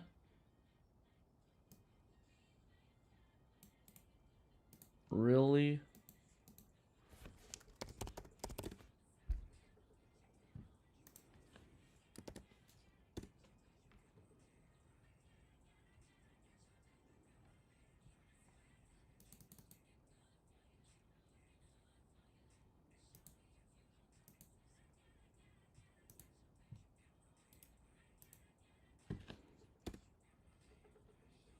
Hmm.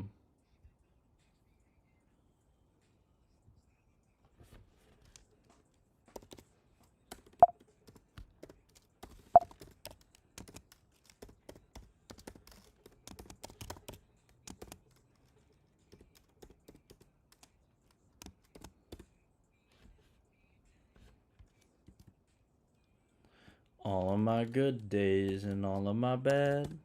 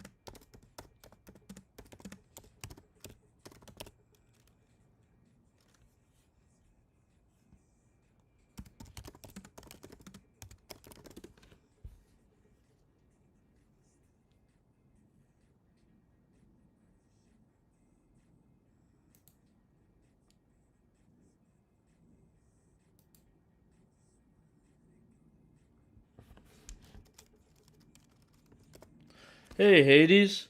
Pat was on top. Oh, Pat, I'm assuming you mean was on top of your YouTube timeline today.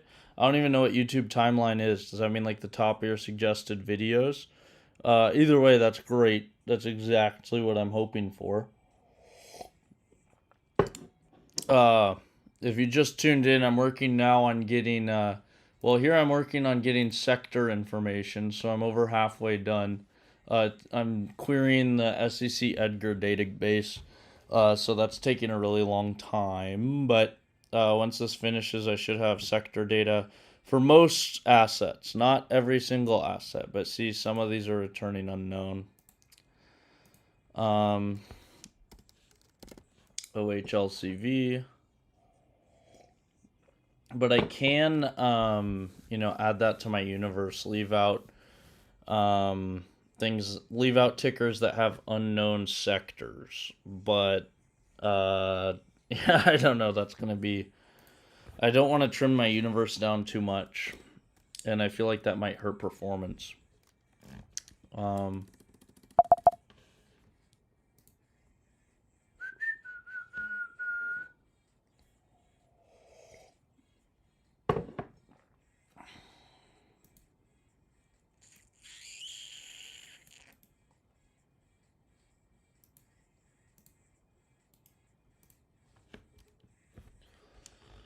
Alright, so instead of DF, we want OHLCV.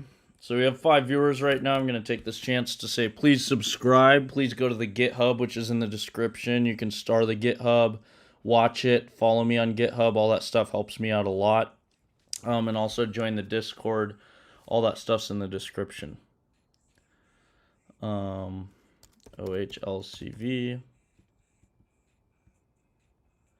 It's getting late, but I don't mind. It's getting late, but I don't mind. It's getting late, but I don't mind. Hey, hey.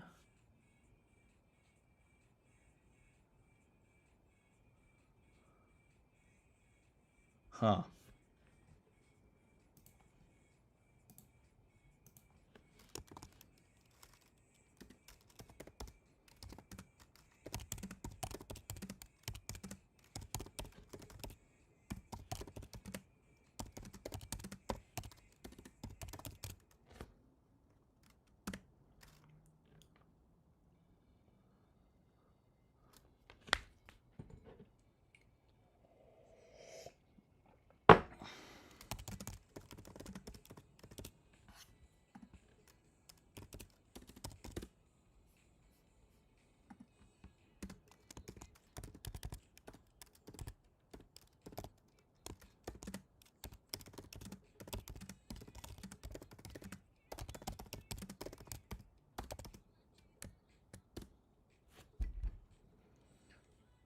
Go in the club.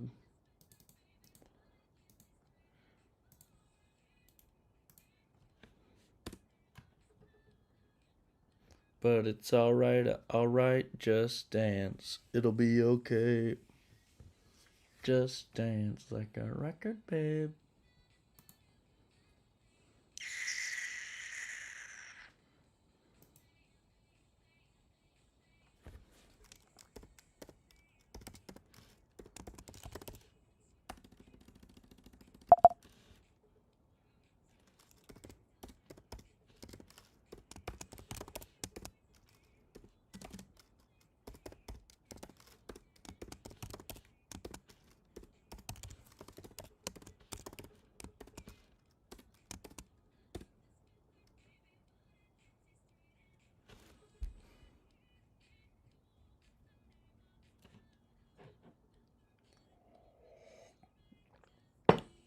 It'll be okay.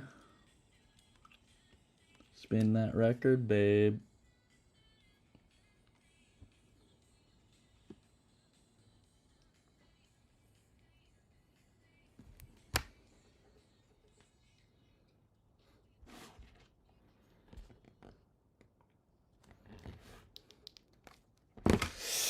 Okay, come on.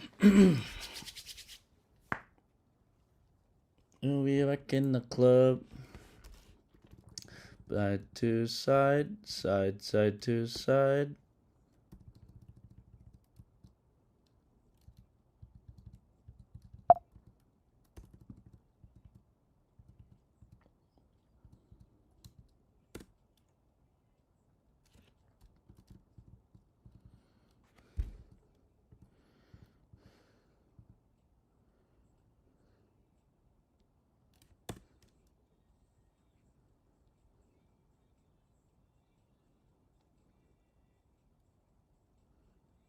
Oh no, that's gonna be backwards.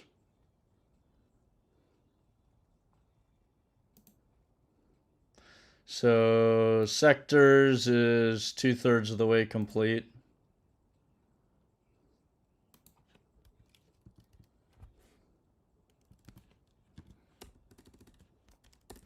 So it's not gonna, we want to see,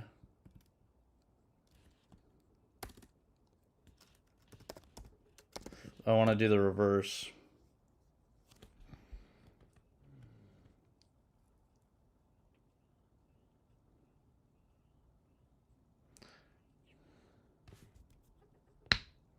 Should I make a new Gmail account so I could use Gemini more? I think I will.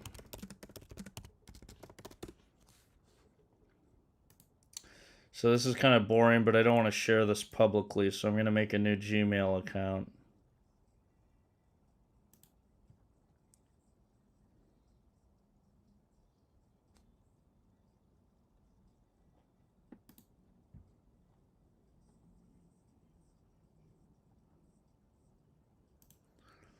Gonna get you right.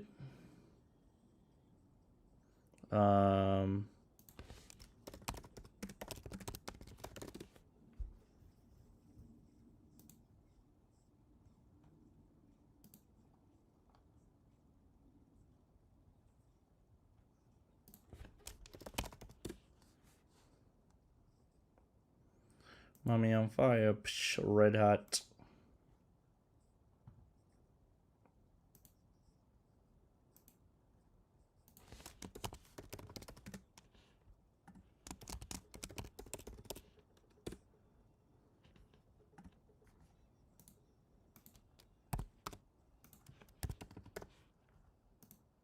Gender, male, next. Dance, dance like it's Pat dash LaChapelle. Pat, I'll just call it Pat LaChapelle 333.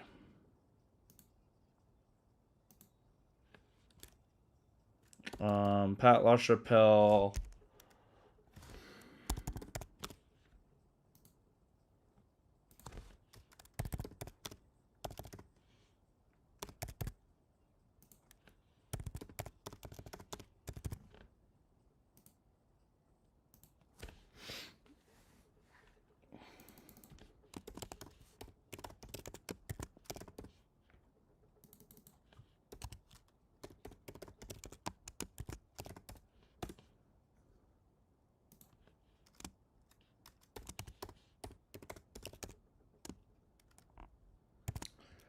Oh.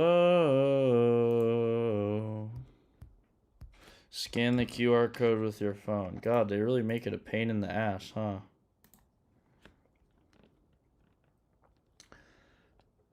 Nobody wanna see us together, but it don't matter, no, 'cause I got you. Nobody wanna see us together, but it don't matter, no, I got you, babe. Alright. Right to love, yeah, right to love. Nobody wanna see us together, but it don't matter, no. I'm almost 4/5 of the way done. Oh man. Things between us don't get better.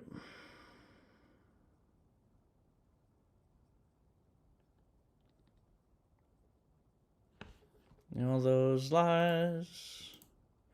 Alright, so I'm setting up another Gmail account. It's kind of boring, but bear with me here.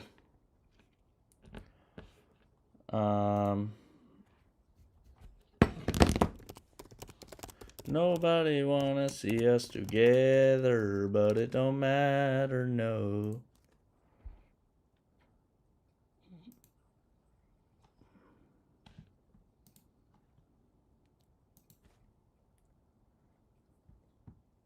Believe we gon' fight for our right to love, yeah. Nobody wanna see us together, but it don't matter, no, 'cause I got you. Got every right to wanna go.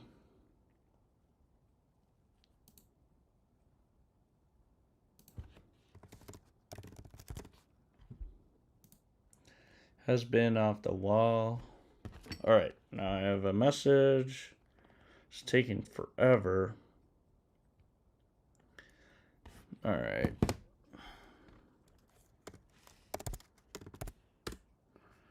Of you, baby. Nobody wanna see us together, but it don't matter, no. Okay, now I should have another account to use on here.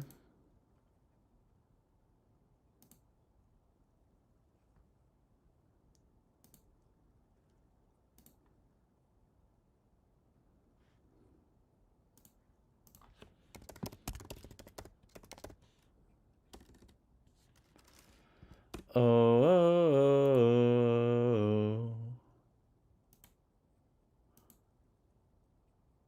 oh, oh.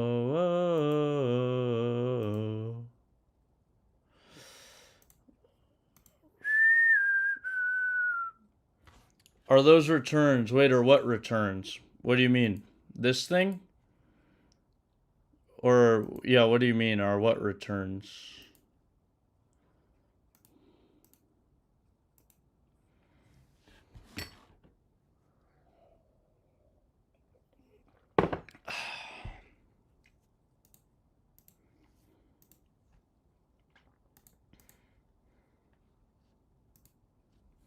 Okay, so what was I gonna ask? I totally forgot. Oh. I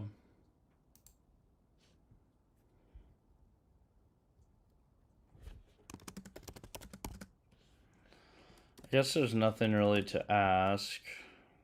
Okay, I guess, yeah.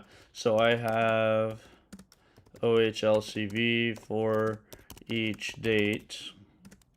OHLCV. I have an OHLCV data set and a interest rate data set. Oh, this is interest rates. Federal Reserve interest rates. Which I want to add as a feature to the data set. So that's I want to add interest rates. Does that improve the data set? The volatility index, does that improve the data set? I don't know why I would want to add the SPY 50-day trend. I'm leaving that out for now, and I want to add fundamentals to see if that improves the data set. But the fundamentals data set only goes back to 2023. So I'm focused on interest rates right now. Once I have that, I'm going to add the volatility index. So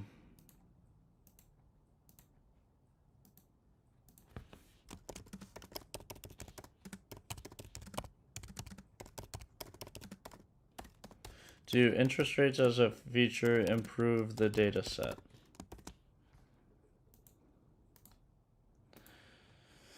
Almost 90% done getting... Oh, look at that, though. What's up with all those unknowns?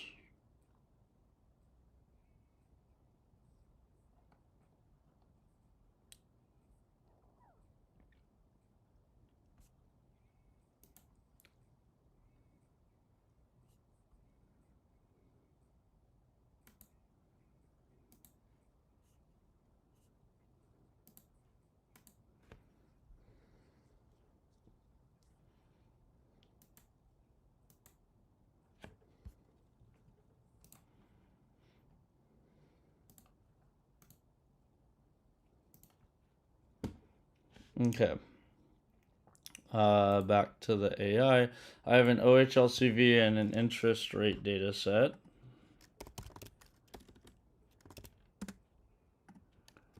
I have determined that the dates don't all match up. I have determined that some dates in the OHLCV data are not in the interest rate data. Write some code which... Alright, so let's call this new file. We're going to call it clean interest rate data.py.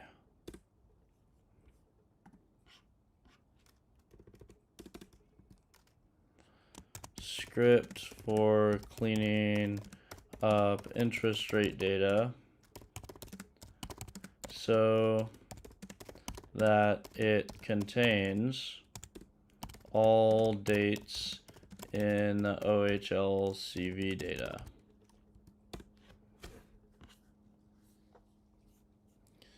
Write a script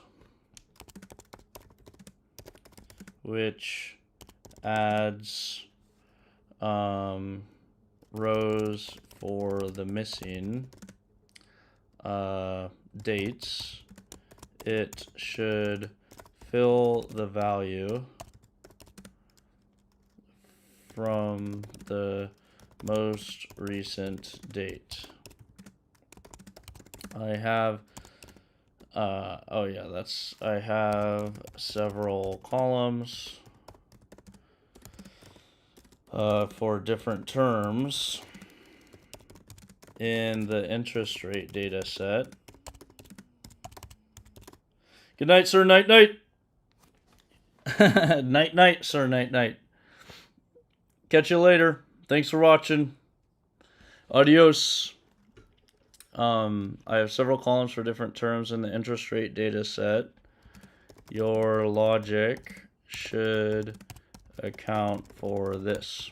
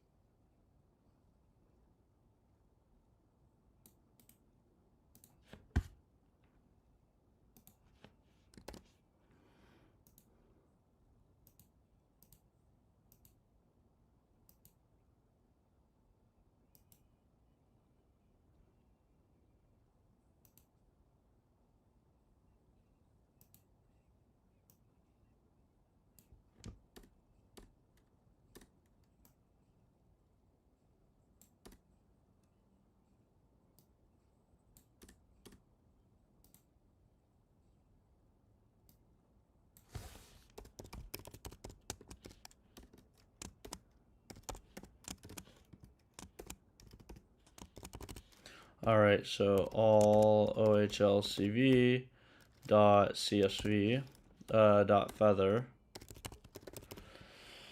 read feather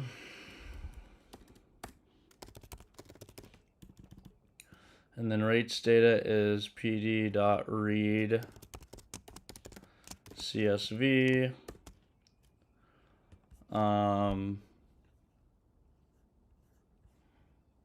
where is that CSV?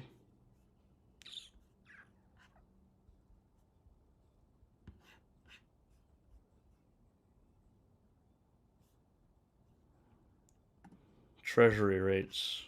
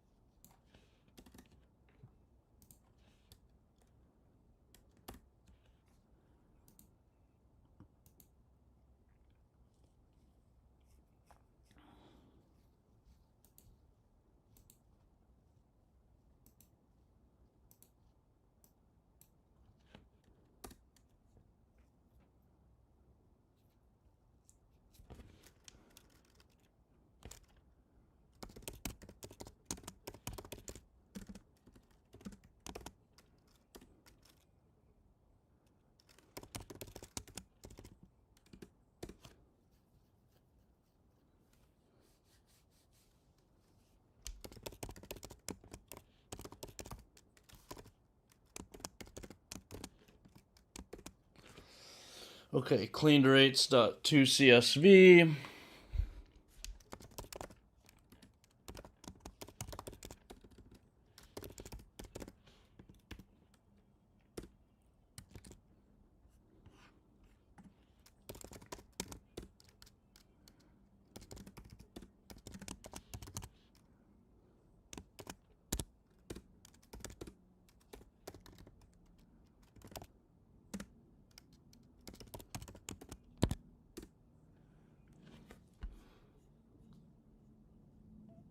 Oh, treasury rates. So / data treasury rates.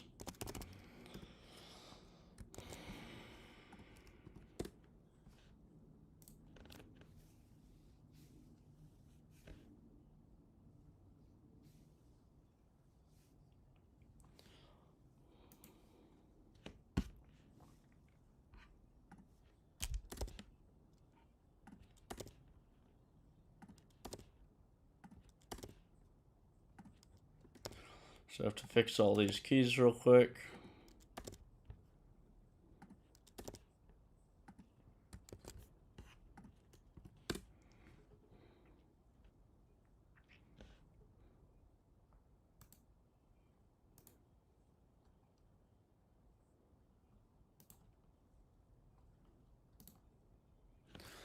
All right, so now let's go back into Python. Oh, let's go to data.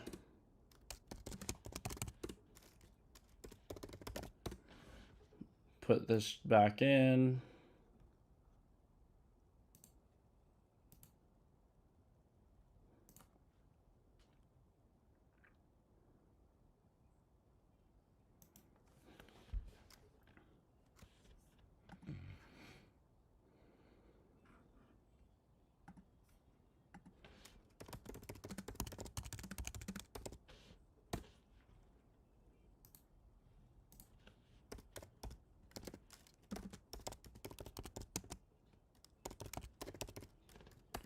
I'll just copy it from here.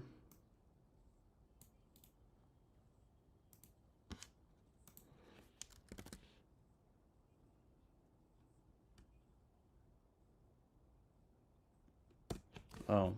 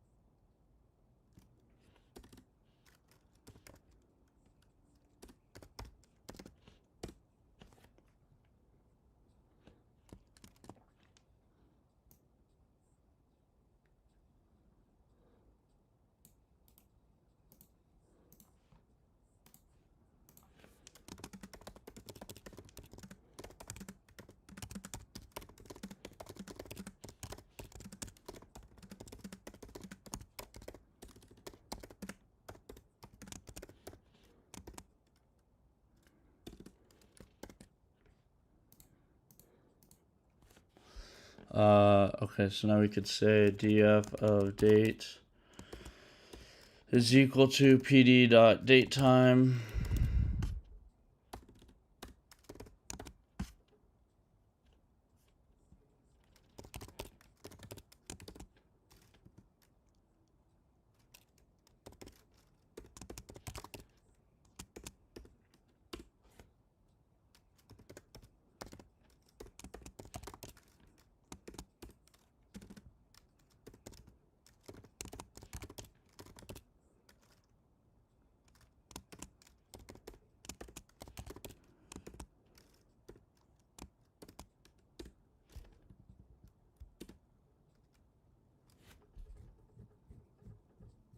Everybody know it ain't tricking if you got it.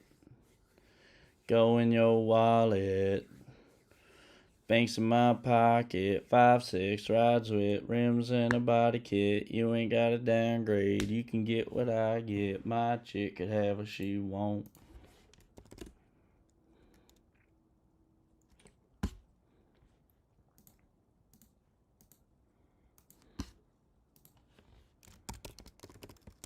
Need your body long as you got me, you got. Alright, so sector DF.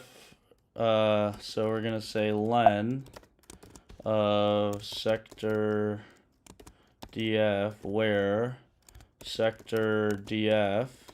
So it's I'm trying to see how many unknowns did I get. Sector DF of sector is equal to unknown. Oh man, you gotta be kidding me.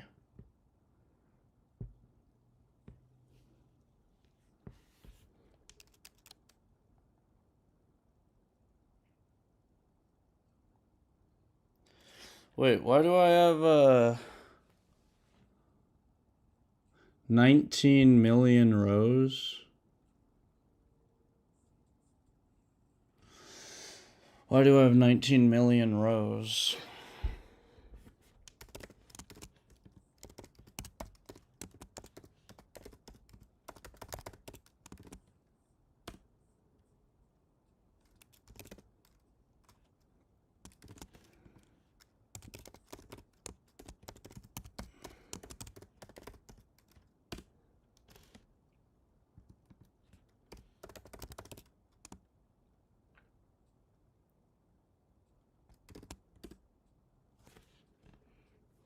So it's the same number of account symbols.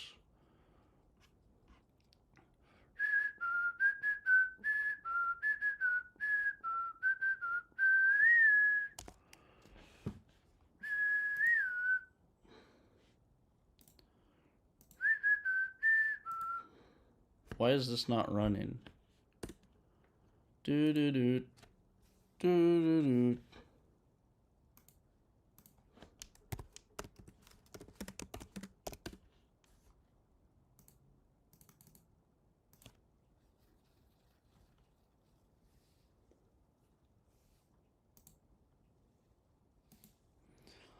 Okay, I'm gonna get a beer real quick. Then I'm gonna try to pound through the rest of this. So we'll see how it goes.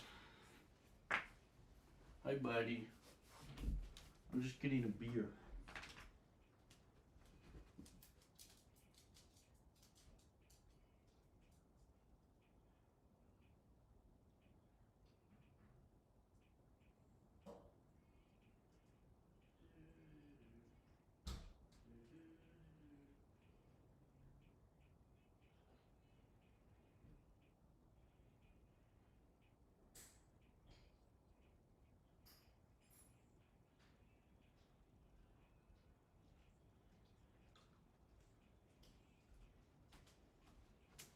Come on.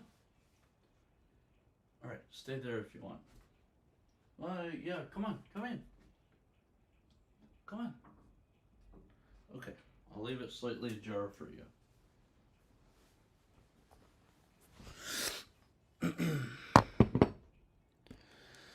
Okay, so I'm getting sector data, but when I ran the script to get sector data, I'm getting nothing for almost half of my sectors.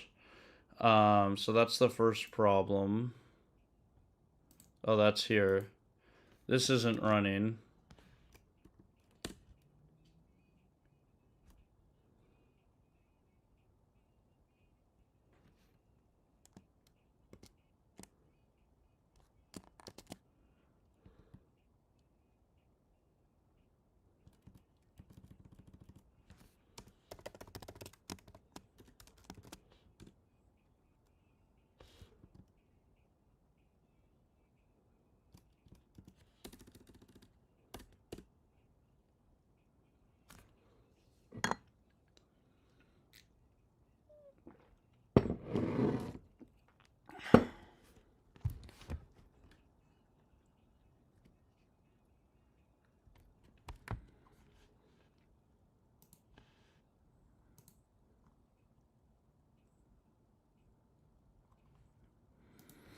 Hmm.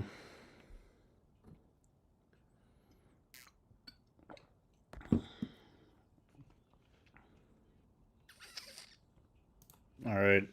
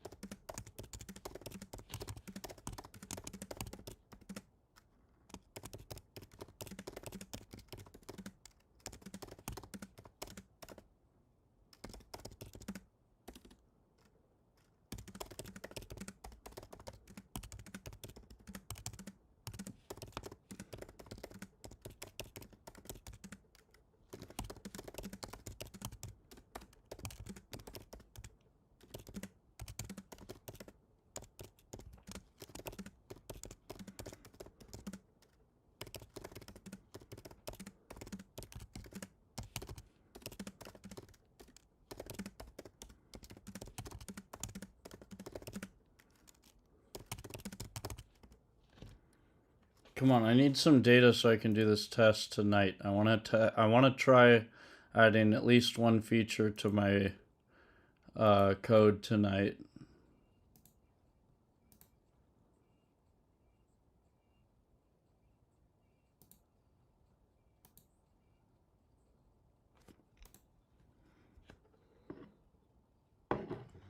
My heart stops when you look at me. Just one touch. Now, baby, I believe this is real.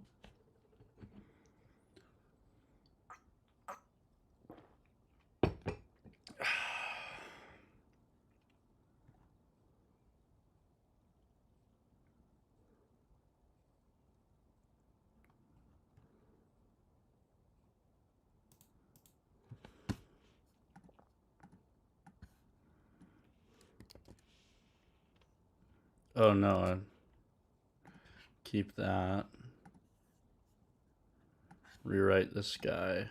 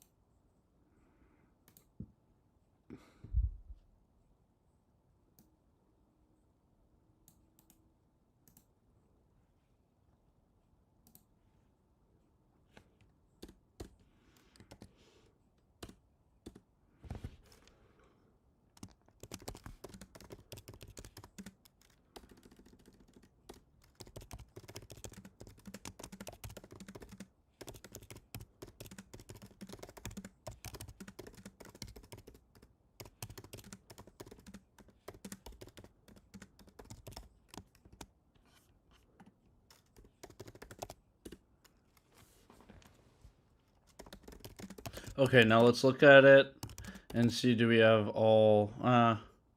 it's probably not going to use 2-month interest rate, so let's just add it.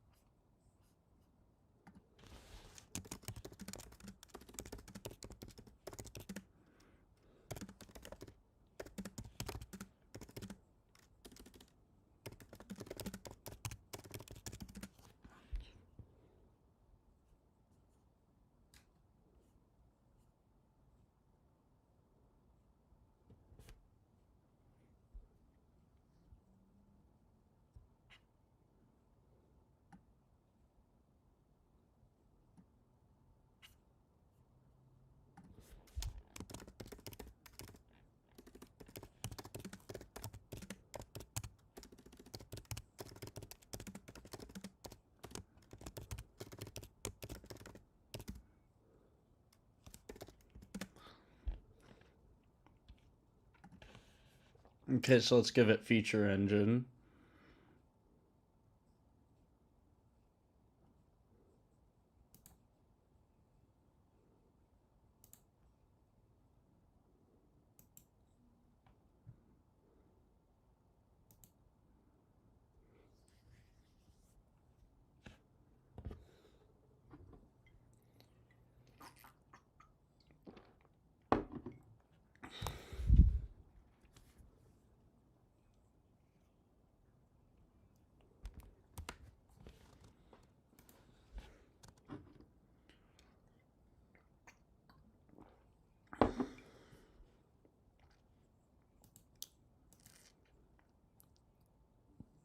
Do I want to tell it to do anything else? Oh.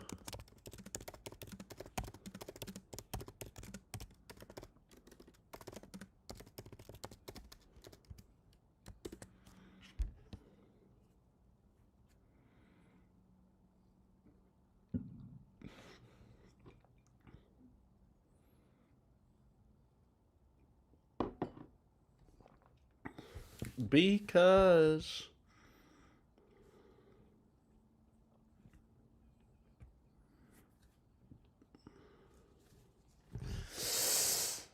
Okay, no, I don't think I'm gonna get around to this stream. So let's say sector df dot to feather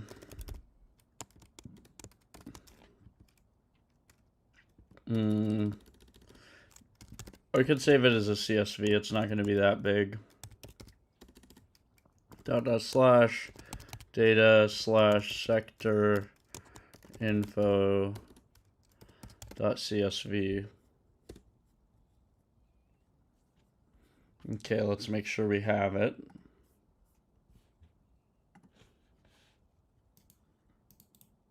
And the world has dealt its cards.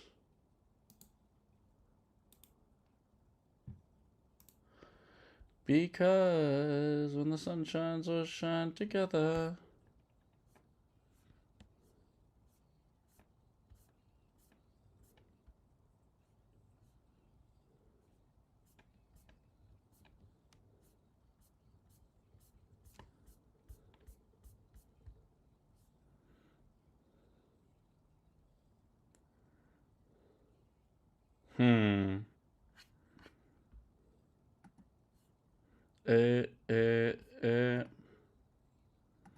Okay, so that's sector DF. Am I excluding... Okay, so what if I do no ETFs is equal to pd.read feather, and what is it? All OHLCV, no ETFs.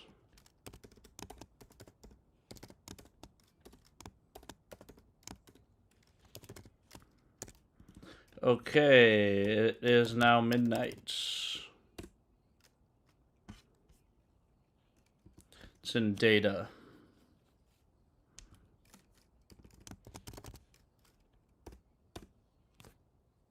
You could stand under my umbrella, Ella, Ella, eh, eh, eh. Eh, eh, eh. Um.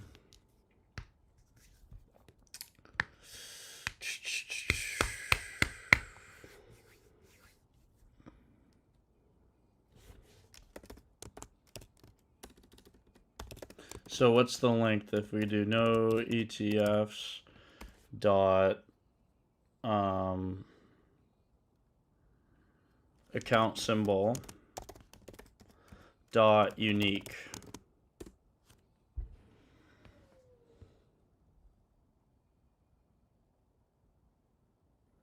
What?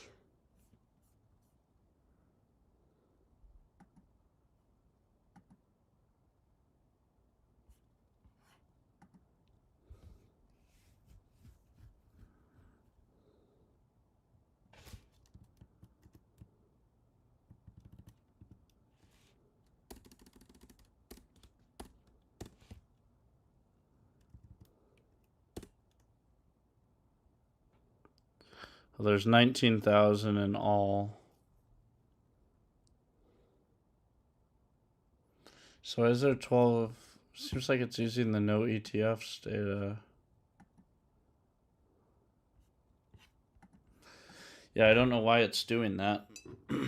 Okay, so we're stuck more on the sector data. I was hoping it would only, I was hoping 5,600 would be ETFs, but there's 19,000 if I included the ETFs, so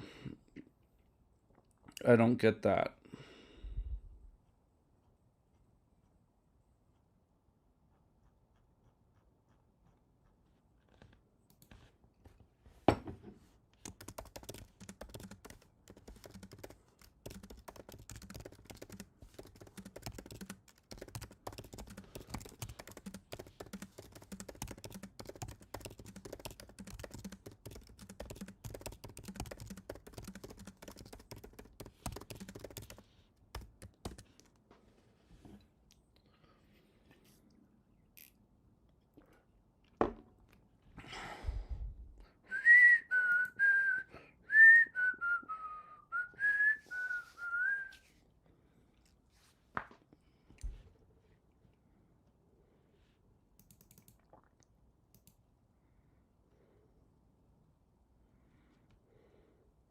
Okay, so that's easy. That's just a function at the top.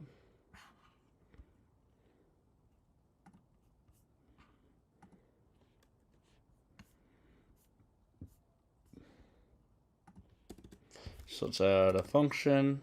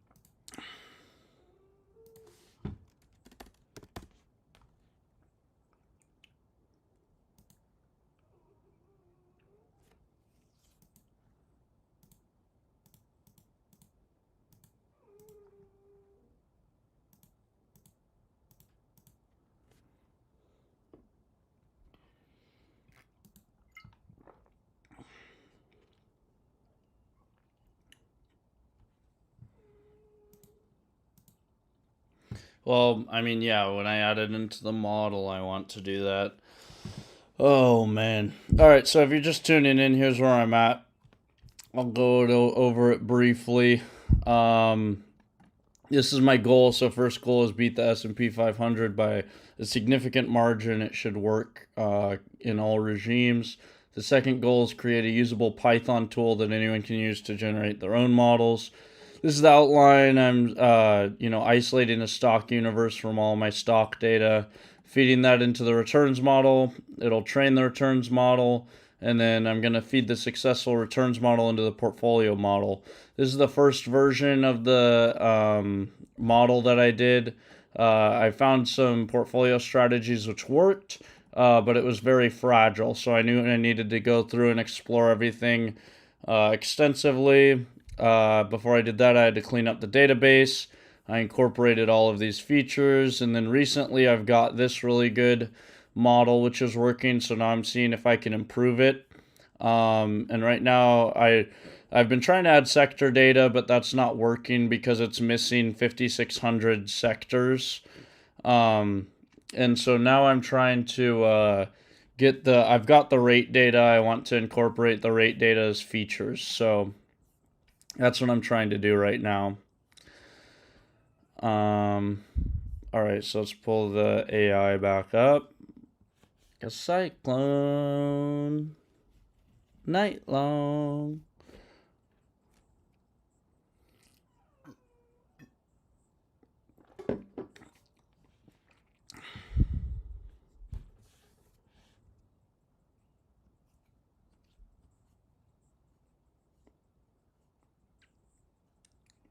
Good, much better, much better.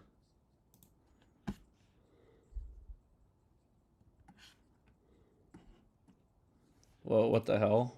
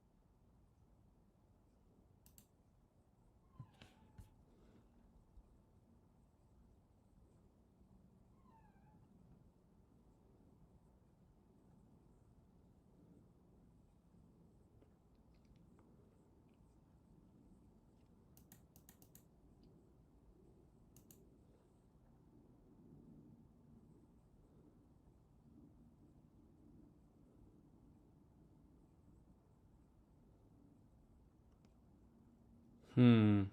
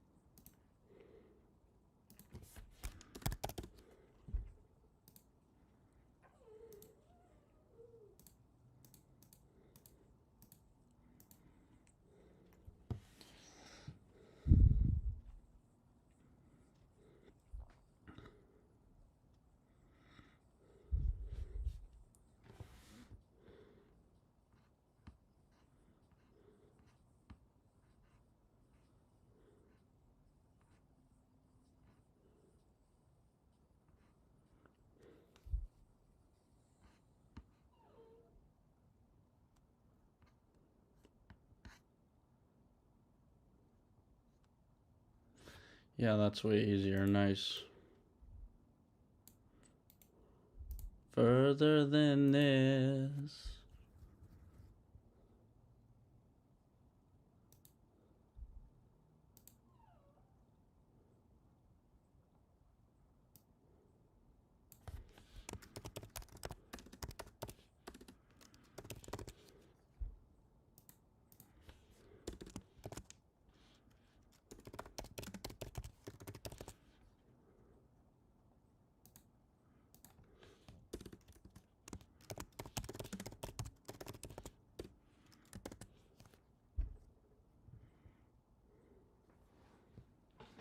Right at the borderline, that's where I'm gonna wait for you. Night and day.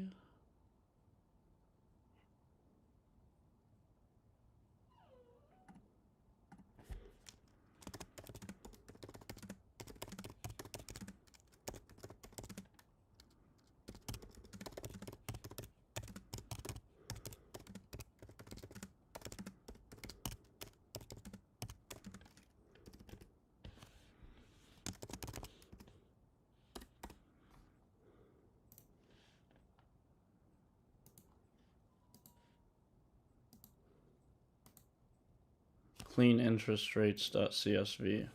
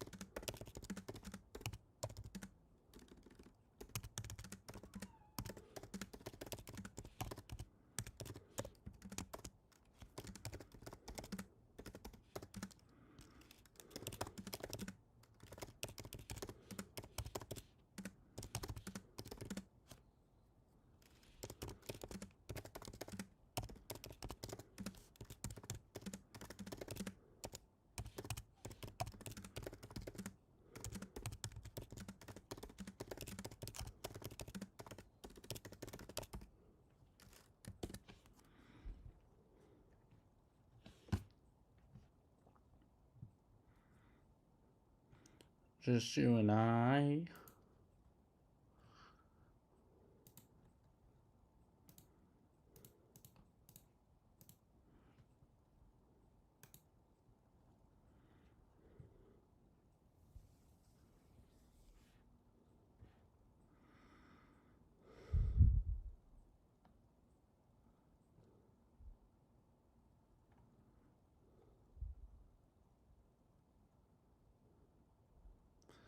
Can you meet me halfway?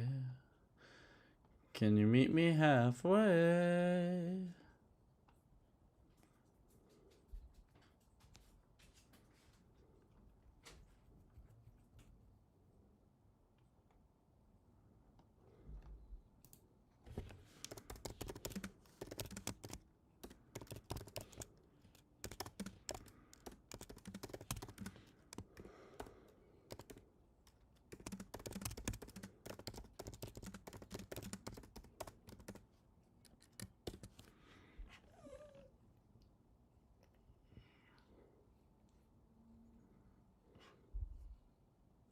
Guess I can do that.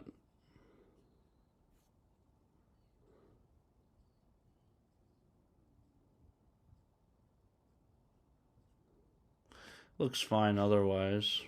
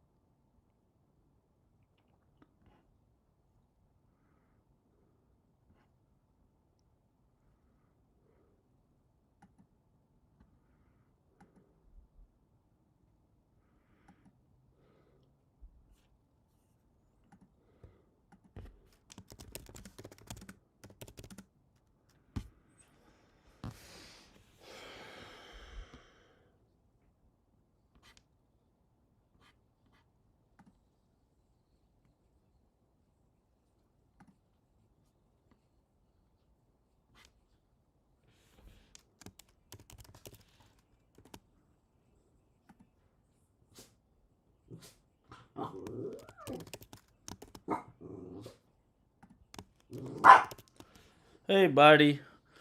Okay, so I think my brain is kind of cooked and my dog wants out, so that's going to be it for tonight. Let me add the changes to GitHub real quick, and I'm going to call it. So if you're not subscribed, please subscribe. That helps me out. Also, go to the GitHub, start the repository, watch the repository, and follow me on GitHub. That helps me too. Let me just add these and then I'll be done. Hey, buddy, we'll go out soon.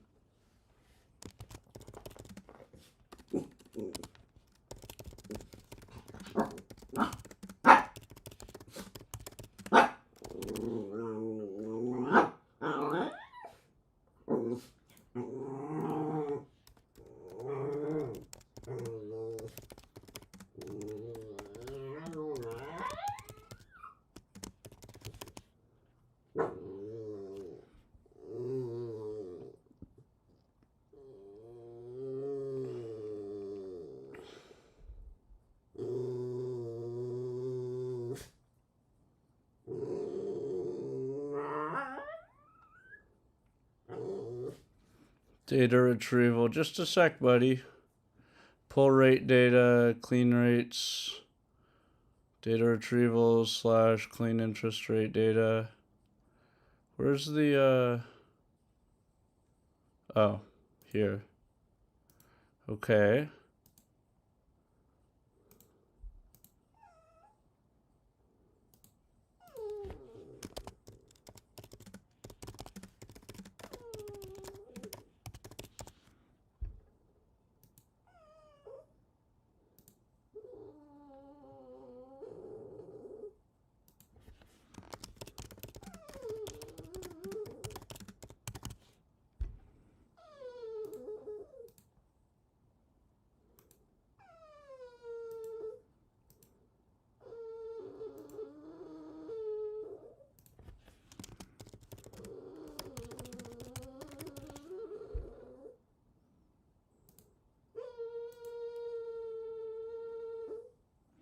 Okay, so that's it for tonight. I didn't quite finish, but I've got the rate data. Tomorrow I'm going to be incorporating the rate data into the data set. I'm going to be incorporating the rate features into my model, and I want to see if that improves the model at all. So that's it for now. Thanks for watching.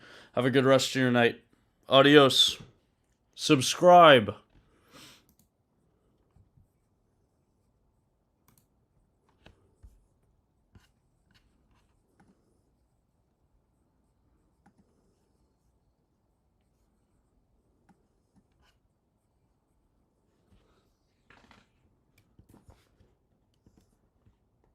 I didn't quite finish, but I've got the rate data.